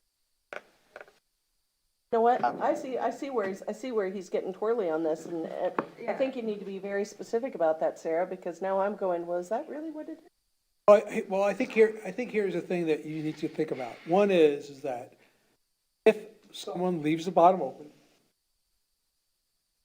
what do you want to give them if it's a single lot, if it's 2 lots, or if it's 3 lots? So, do you want to, if it's a single family lot, we've talked about, you can go to 7.5, right? Leave the bottom open, right? We talked about Single that. family. Now, if it's 2 lots, what do you want to do? If it's, and if it's more than 2 lots, what do you want to do? I think that's the point that Dan's making. Well, I am, but I'm also taking it a little step further in that. If we potentially want to say that if you're building a house that's elevated, we want it, as a community, we want to keep this open corridor, or open, whatever you want to call it. It should be the same across the board. I think, one, it makes too much work for staff to try to have different formulas for different size lots. If you do it, you be consistent. If you seriously want to take it as far as you're saying, this is the way we want it to look 25 years from now, you either have to be all in or all out. And you can't, in my opinion, you can't have different formulas for different houses and different economic groups. I apologize. I thought you were saying if we kept it enclosed, no, but you're saying we take it all the way to raising these houses and leaving it open and they get to stay at 7. This is just a hypothetical, I'm just, You know what, I think that would solve a whole lot of people's issues about the airflow, the quality, being able to see it, and you have more Smuggler's Cove and less what we Nobody have would today. build. Nobody would build exactly. I disagree. There's all kinds of islands that have done this and it works. And there's big houses. Why would nobody build? Because they've got jet skis? No, because they have things they don't want flying around. Then we have missiles everywhere because they're all out in the yard and every place else. Now, they want an I enclosed think- downstairs. They want an Example, enclosed here's the downstairs. example I would cite. And I don't remember the exact address, but it was a wooden structure that just recently got stuccoed in right on Estero. The elevated structure, okay? It's probably in the president's range of streets.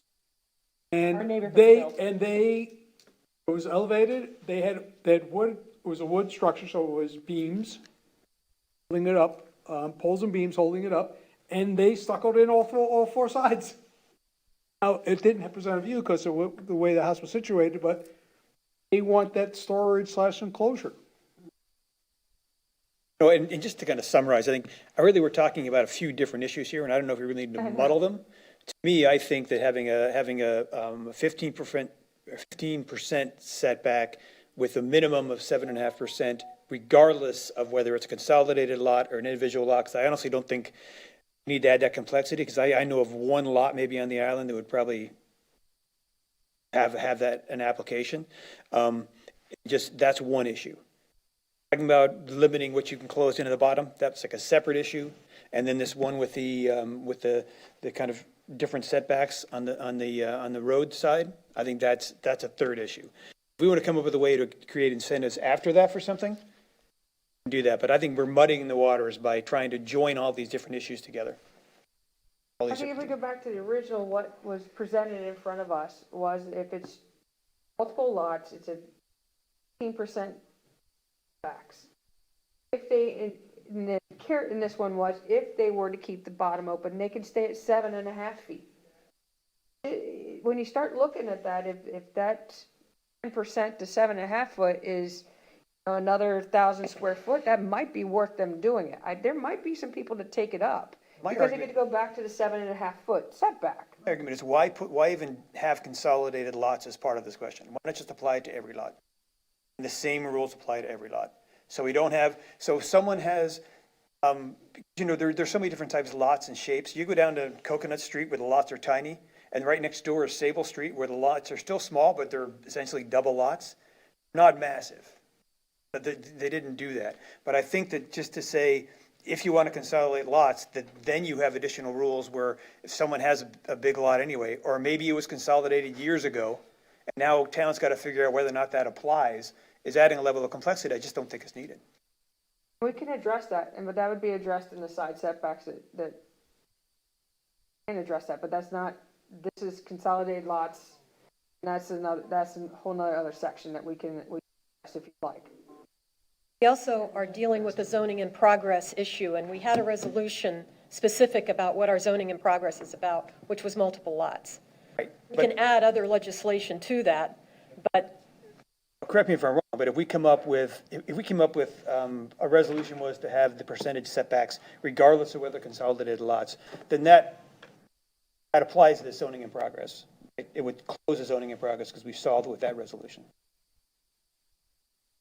I don't, for Mr. Herron, if we can even go that far where we have whole nother ordinances that address side setbacks.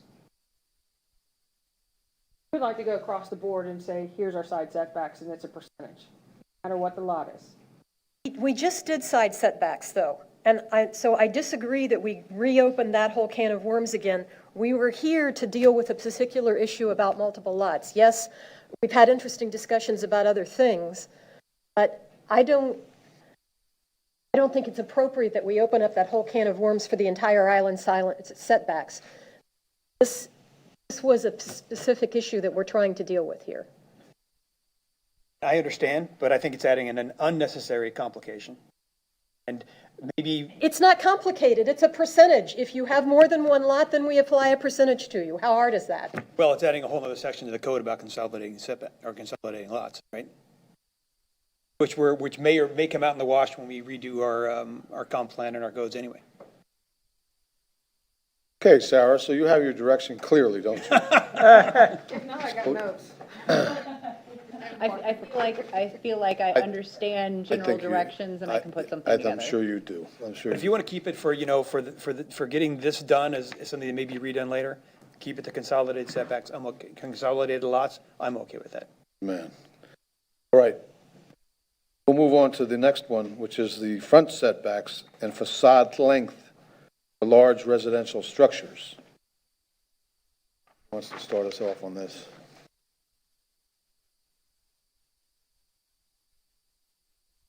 I'll pull up a drawing for me. So the idea was with this was that houses that are over 65 feet in width, and we did come up with this based on speaking with developers regarding, and this was actually part of our carrots and sticks housing height discussion, what width of a house is really required to put everything that you need on that first floor. So in looking at that, we realized that 65 feet gave more than enough width to put everything on the first floor that you wanted. And if we required, so essentially the way this would work, houses over 65 feet in width, only 65 feet of house could come up to the frontage setback line. So that 25-foot right-of-way setback line. And then additional mass could be behind that. So that isn't solving the issue of really giant houses, but it does change how that house feels. So you don't have all that mass looming over up close to the street.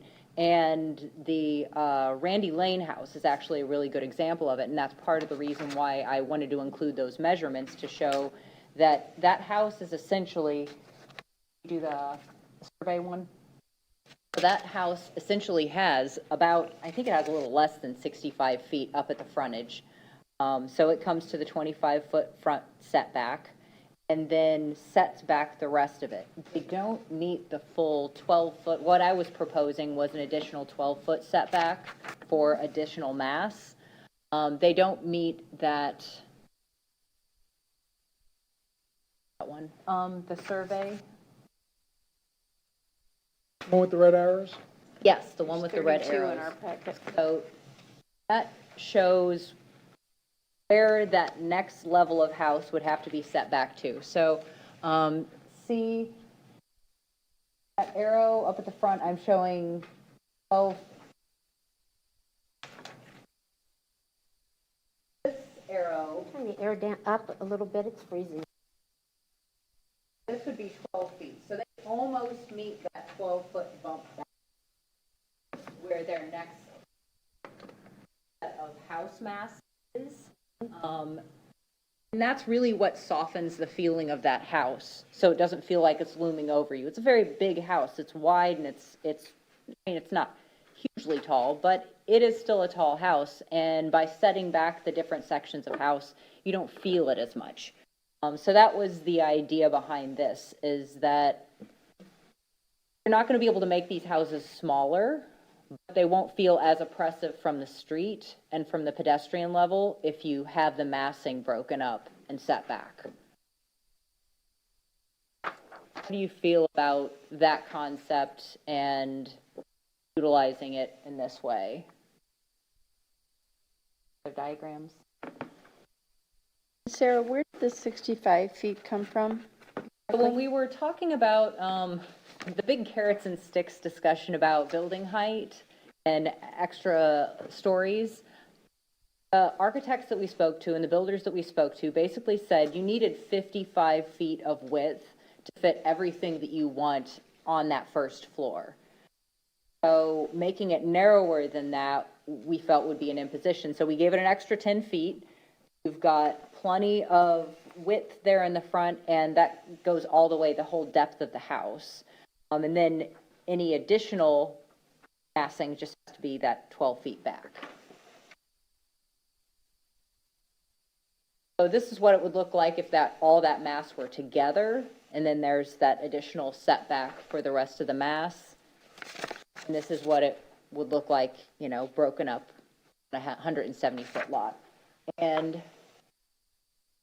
okay, yeah, all these lots are, I did 170 foot for all of them, but the Randy Lane option is 194, and they did essentially 65 feet of frontage plus that porch. So they have a porch that comes out, but the way the code is written, that would be allowed to be sort of in that front setback.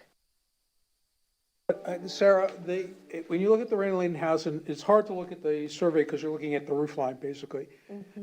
But if you look at it from the picture that you provided, you can see the varying depths. There's at least 4 different depth ranges from the front street looking at the house. Mm-hmm. And in my opinion, besides the breaking of the height, that's what's breaking up that what would normally otherwise be considered a huge mass. Yes. Right. So I think it's not only how much you could have along the front, mm-hmm. It's varying depths and varying heights that breaks your eye's view of it. I was trying to take this from a zoning setback angle because that's really what we have control of without getting into design review. So that's why I approached it from this setback. Well, I think you could theoretically set more than one depth. In other words, you could set this percentage of, has to be at this depth and another, mm-hmm. and next percentage has to be at another depth. Might be something to think about. Okay. What's the depth of most lots on Fort Myers Beach? That's what I was just going to ask. The Randy Lane lot is 140 feet deep. It's not typical, though. 100 feet is pretty typical. Radius through. Be curious, because now you're talking 57 feet, depth of that lot. I was going to ask the same question. But this is only in houses that can be more than 65 feet wide. Well, yeah, so we're you're not gonna talking about small houses. That's not going to be. I mean, most of these won't create an imposition where they can't build a house. Be a bowling alley, but. Yes, I'd say it does a lot visually for me. I think it helps a lot. Mm-hmm. It kind of reminds me of the wedding cake roof line, but done level.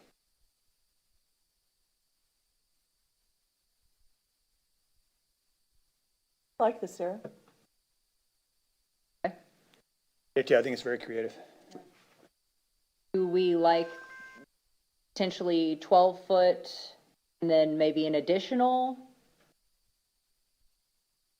that we, have some variation? I think it would be a good starting point, sir, if we kind of could figure out, if we can, either with a laser measure or something, kind of how this one is laying out. Mm-hmm. Then we could theoretically soften those numbers to make it more applicable in a wider sense than this one very good case of perhaps more what we hope everything will be like, but not necessarily everything can be like. It'd also be good to take some examples of the worst case scenarios, which we have plenty of right now. not plenty, but we have quite a lot of them. And a lot of those aren't going to be wide enough, even though they For feel this. quite massive, they aren't gonna be really wide enough for this to apply to. And the biggest issue there seems to be height, you know, because they are, especially if it's on the, beach side, they have to be built at such a height. If they're building straight up, it's a massive wall. Maybe it matters more there. More important there. I think that is part of what we hear is, that, look, it's like, oh, you know? At what size would you want to implement? I think that having varied massing is very important for good architecture, and I think most architects would say the same thing, and it affects the way the house feel, or buildings in general feel. A lot of communities have massing requirements. What size would be an appropriate size to start applying that to? The answer to that question. Because I'm a visual person, I have to see it, but I could, in here in my house, I could point you out several ones where I go, ooh. Maybe that's the answer, everyone to take pictures of what they think are good or bad examples. We can get some measurements. Yeah, I mean, because we can pull surveys and we can pull plans All the and bad figure out examples how this right was along built. with it. Bum, bum, bum. The bad ones. Go back to what when it comes to design, because we're getting into design. What do we want, back to your question, what do we want the look like and stuff of that sort? And now we're saying, you know, houses this size are going to put some eye-catching architecture into it, because if it's too big, it just looks too damn ugly. Really, what we all sit here and shake our heads are those single-family house, single-lot houses that have these issues of the pillbox. Like, I don't know necessarily I go on this one going, you know, to sit here and say 12 feet here and 14 feet here and do these, and should we even just do some percentages and give architecture some room to create rather than being so stringent on these numbers? Well, as a general rule, you want to create a threshold. If you meet the threshold, you're fine and you're good to go. No issues, your plans, get a building permit, you check, stop running back and wish you the best of luck. Then you have the ones that don't quite neatly fit that mold. And you have a secondary process, as we have for everything in this town. People come in and make the case why, although they don't quite fit our mold, why what they're doing is good. And those are reviewed on a case-by-case basis. Maybe after we get 12 cases, that we all agree that, you know what, that's okay, then we adjust our overriding rule to meet the revised rule based on the experience. For us, you're right, for us to sit here and try to figure out every single set of circumstances, every architect's creativity is going to be impossible. Your introduction background as when multiple lots are combined, did you envision this plan only for houses built on multiple lots or also for just very large houses on single lots? I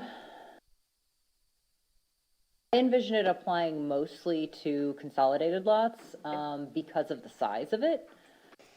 But you happen to have a lot that was existing that was just that size, potentially apply. And that's why I put the 65 foot width. It's going to be larger than most houses that can fit on a single lot, but there could be. I'm just picturing a lot of the houses that I've seen built recently seem very massive, but I think they were on single lots. Yeah. So I didn't know if we could expand this somehow and maybe not use 65 feet for them. But they just look like fortresses. So, Because a 100-foot lot, if you did the 15%, you'd be only down to a 70-foot house, so to make it 65 would, you'd have 5 feet to. I wasn't saying to use 65. That's what I'm saying, Yeah. that it would have to be a different Different variable. number for a lot on a single house, but I'd love to see some brainstorming about whether it could apply to a house on a single lot, because they just look so massive. I don't know if this would help that look or not. I was amazed by how much it did help this house. Maybe it's a percentage thing again. I don't know. Need at least 55 feet, so if you go below that, pushing anything. Yeah, I mean, that's what we heard when we were looking at the whole multi-tier option for, What I'm saying, Scott, is not necessarily to use the same numbers, but use some kind of idea like a porch that, so that it doesn't look like a flat wall, if you're following what I'm saying. Yeah, okay. Some kind of architectural feature that breaks up in the same way this does. I'm just asking for brainstorming for the single-family lot. Make them look less massive. We get some architects. Thoughts? Sure. Builders also. That's the same, excuse me, that's the same question that Jim asked, the last part. Are there other communities? some communities have different levels of architectural review. A lot of them are commercial.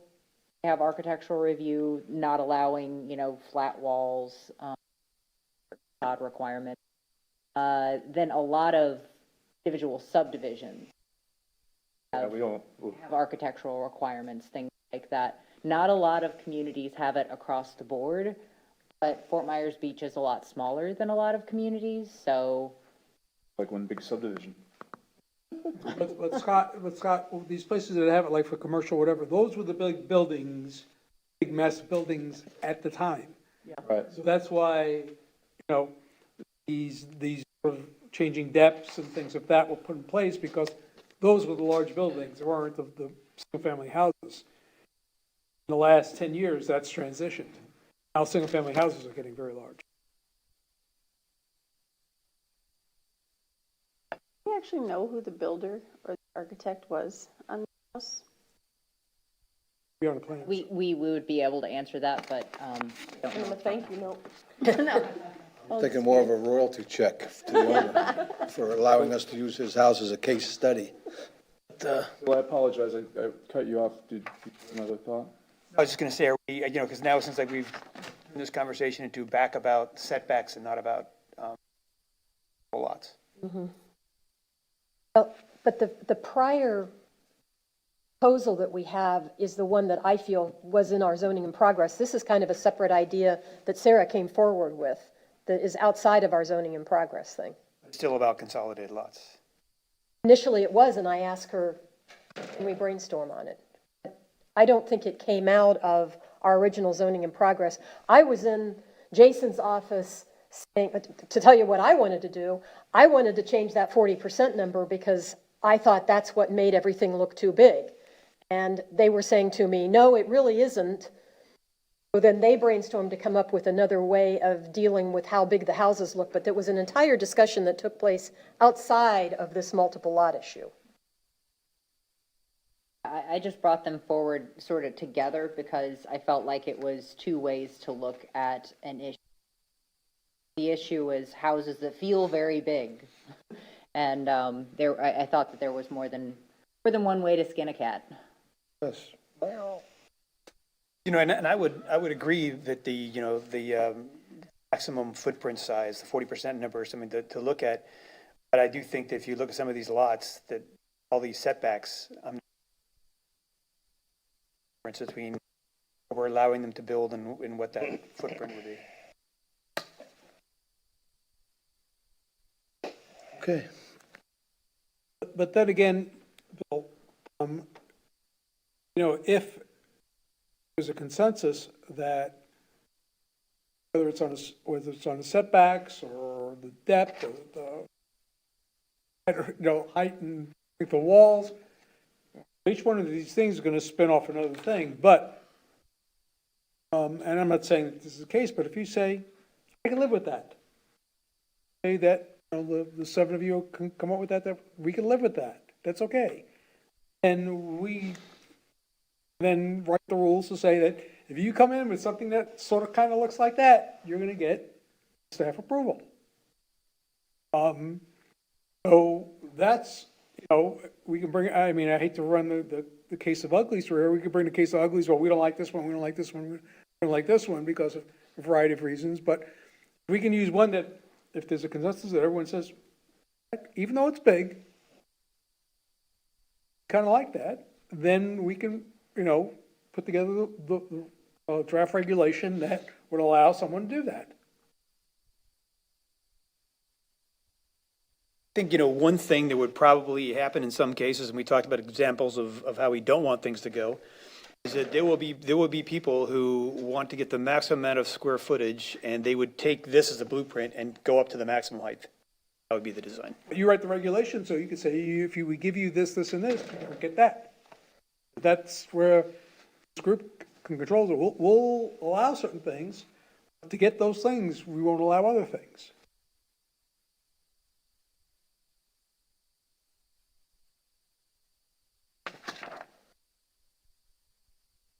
Okay. Anybody else want to add anything to it? All right, I guess the 65 is something to work with then. And I'll look at what other options there are out there and see if I can find any additional lots that this may apply to, some existing houses, and sort of look at measurements on those. Good. Anything else you want to kick around for another half hour or so? Is that, are you sincere in that? Because I have an idea, yeah. There you go, Ray. What did you do with him? What do you want, Jim? Well, while the LPA's here, and it's really more of a council matter, but I think they're impacted by it. I think first of all, we have probably one of the most qualified LPAs we've had in a long time. Even while I was on the LPA, I think we've just got a tremendous representation of our island, and I greatly appreciate their work. The town has so little discretion on the decisions it can make in zoning matters, so many items, particularly even small matters, are brought to the LPA through nobody's fault, just the way the process is.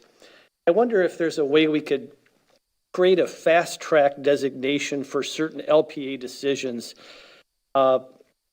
This would only come into play when there was unanimous LPA support, or it had the town staff support, and then even if conditions were added, I think it would if we created a sort of a fast-track designation, and John, maybe you could help us procedurally with this, then if that matter was coming before the council, no LPA member would be required to be there to testify, which would save a lot of time for members of the LPA who bravely come to these council meetings. God only knows at what point in the council meeting that matter comes up and they have to sit there for 2 hours. No staff presentation would be needed at the council unless a particular member of the council was to object and wanted to go through the whole process, because again, there are times where the LPA makes a decision and there's nobody in opposition, but later on, as people hear from the newspaper or from Beach Talk that there was an issue, they then voice their concerns to the council, and those concerns weren't originally voiced through the LPA, through nobody's fault. If there isn't any of those additions and no council member objects, it seems like the staff wouldn't have to do a presentation. We know it's got LPA unanimous consent. The staff supports it. It seems like there's a way where we could limit debate voluntarily and just streamline that so we don't have to go through the whole dog and pony show for a 5-foot addition on a corner of a pool. There's no objection. There's no remonstration. LPA's in support. Staff is in support. And it doesn't always happen. There's a lot of exceptions to this. But for those ones that do have unanimity of support, it seems like it could make, our meetings are long enough as it is, due in part to the sunshine challenges. But if we could expedite that process in a way that everybody was comfortable with, there would still be checks and balances along the way. It just seems like, A, we would honor the LPA's efforts and staff's efforts, and it would save the council a lot of time if we were to do that. I just wanted people to chew on that a little bit, because there are occasions where we have to go through this whole nut roll where the staff has to go through the formal presentation. There's nobody in the audience. Council really doesn't object. We've heard the LPA. The LPA studied it in depth. Many of us watch the LPA meetings. It just seems like we waste a lot of time at times. It just seems procedurally there's a way to make that more efficient. Just thinking out loud. Anyways, just food for thought. Thank you. You wouldn't vote on it? We would vote on it, but it wouldn't have to, it wouldn't go through, we wouldn't have to have a You'd have the whole formal, dog and pony show. unless one particular council member said, no, just like, you don't, it's almost like you're asking for unanimous consent and somebody objects because they've heard from a constituent or they have concerns because they've studied the materials. But I think we ought to allow a process where if that isn't the case, this thing could sail through and we could move on, because it seems like we spend a lot of time on that at times. It's just a procedural question that I'm looking for Mr. Herron to comment. Yeah. Please. we would still vote. We'll have public input. We'd have to take a 30% cut in wages. Some jurisdictions have what is called, or what they call quasi-judicial consent agenda, which, as Councilmember Adderholt points out, if the application has gone through whatever public hearing process for the LPA that is required and no one objects, and the applicant has agreed to all the conditions that have been recommended by staff, then it would go on much like like other portions of your agenda on a quasi-judicial consent agenda. And if it was not pulled or by any of the commissioners, then it would be voted up or down, just like you would do with a normal regular consent agenda. However, there are certainly going to be a group of items that are always going to require a public hearing. Ordinances. So any rezonings, any comprehensive plan map amendments that require an ordinance would, by state law, have to go through a public hearing process. But other items that are generally approved by resolution and just require one hearing, and some jurisdictions provide for, again, the consent agenda, quasi-judicial consent agenda. It's probably about 40–50% of jurisdictions I've seen and I've worked with that have something like that, and the other don't. And so it's at your discretion. I can't speak to staff of their experiences with a similar type of process, but it has been done. Quick question for Roger with regards to what Councilor Veach just said. How would that affect, or would it not affect, the readiness of staff should they need to be pulled from this consent agenda to be able to come in and speak to it? And then it would generally have to go on the next available consent, next available agenda would have to be delayed to give everyone an opportunity for the notices to go out and for everyone to prepare for a public hearing, because the applicant may not be ready. That's kind of where I was going with it, because a lot of times we don't get our information until Thursday or Thursday evening. By the time you get to something and have it pulled, if someone's already prepared to not come because it's on the consent agenda, then it gets rescheduled and we have someone in, I'm just worried that could be Yeah, well, I think, if that process as described by John Herron was put in place, it'd be fine if it flew through, but if there's an issue, it would have to be continued to the next meeting. That's part A. Part B is, there are a lot of times when, personally or professionally even, we don't really think the request from the applicant is a bad idea. But the way the code is written doesn't allow us to approve it. We have to deny it. It's not that we don't necessarily say that this is a bad thing for the community. We just, the way the code is currently written, we don't have a choice. So you have those situations. You have situations where we think the condition is 10 and the LPA says the condition is 8. So yeah, we think it can be solved with the condition, but we don't agree on the number. So within what Councilor Adderholt was bringing up, the ones were sort of in unanimity. It's probably going to be relatively few. It could potentially extend the timeline, not be more efficient for the applicant. I mean, clearly we can, if you say, look, for the ones that there are no doubt, handle them the ways being suggested by Council Adderall, we do those. But that'll be the minority versus the majority. To the extent that there are a few that are what I'll call no-brainers for now, we could do it that way. Who makes that decision, whether it's a no-brainer? Well, if the LPA and the staff all feel that there's nothing there, then there's nothing there. The request that we're all in support of allowing. But then times when there might be a difference in, well, they want 15, we say 10, they say 8, then it wouldn't be unanimous. 9 times out of 10, we're adding a condition, changing a condition, making a recommendation for a condition change one way or the other. How would you handle those? And when it comes to us, we further feather it, and doctor it and so forth. So there is more to it than I would just say, to answer your question, though, if staff concurred with the changes that the LPA made, thought they were good suggestions, and they concurred, then it would qualify under that consent calendar designation. And again, there are times that we hear from constituents after the LPA draws attention to the issue, and then any counselor could object and take it off the consent agenda. But we'd have to be careful. We'd want to look for those opportunities that there was. And again, the no-brainer category, because we wouldn't want to delay the applicant by any sense of the word. But I do think there's enough of the no-brainers that come along that make it worth creating an opportunity for this to be streamlined.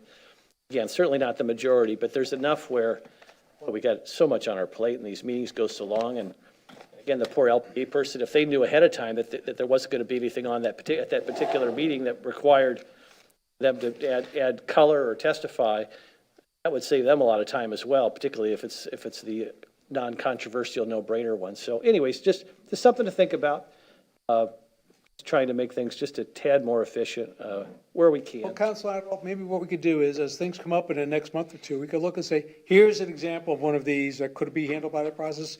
And if we see that there's enough that it makes sense to do it, then we could talk about it. We could try it. Yeah, I think that'd be great. Just wanted to give people some food for thought. at the risk of opening it up further, I just want to tell you how. Looking at me, Pardon me? looking at me like I'm going to. You, settle down over there. I had to use that against you. It's been a delightful meeting. We've covered a lot of territory here today. So we've got a lot on our plates. And Sarah, you have a little bit of work to do, and we'll I would say it may not be the 15th, though. well, that's fine. That's fine. And look forward to your results coming back, and we'll take another look at it. And we thank you, LPA, for your hard work as always, and keep up the good work. Well, Horst, you got anything to say? I didn't hear a word from you today. I agree. All right, that's a good man right there. All right.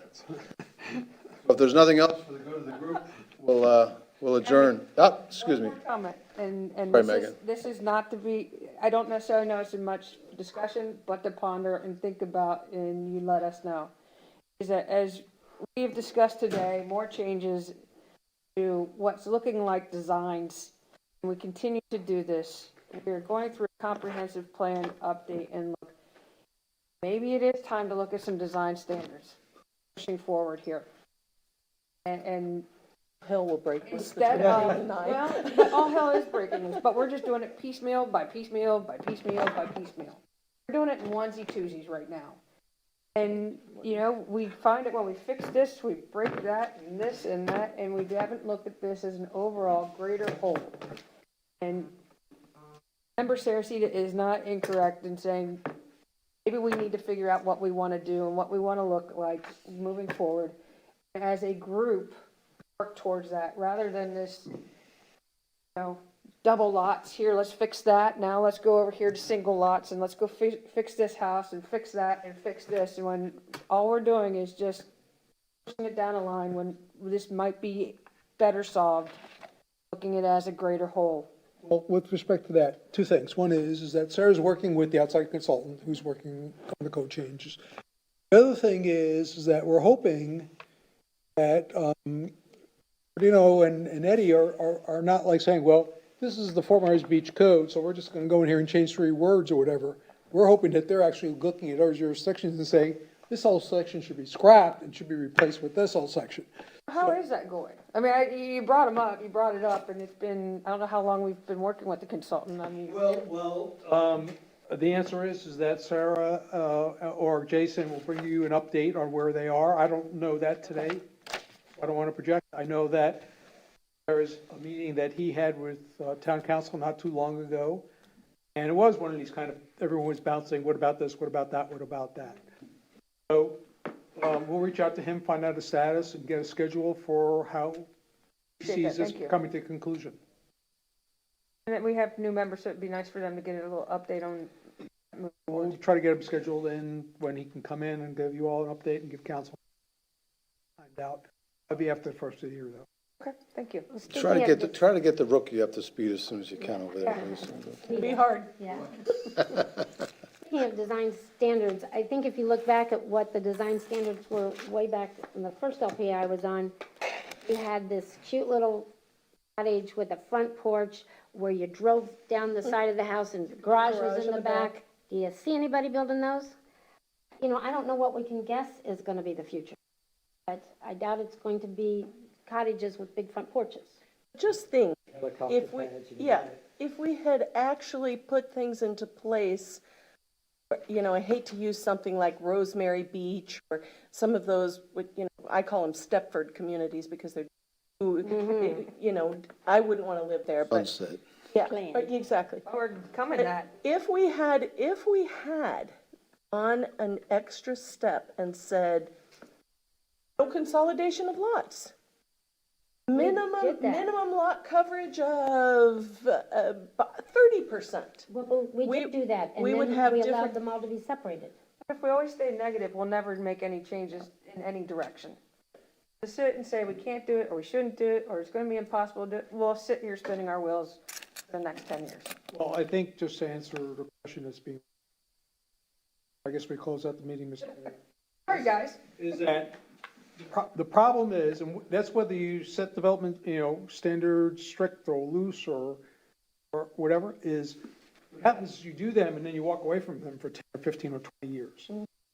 That's the real problem. And not saying, hey, this for 3 years, let's stop and look at it and see what's working, not working, what do we need to change? That's where communities fail. Maybe that's what we ought to put into effect, is automatic renewals of these processes over so many years, because that is where we failed. We started and we just let it go for all those years without going back and nailing it down. That's really the issue. That's a good idea, Roger. Okay, well, listen, that was great. Let's do it again. Move to adjourn. Okay, seconded. All right, we're adjourned at 3:09.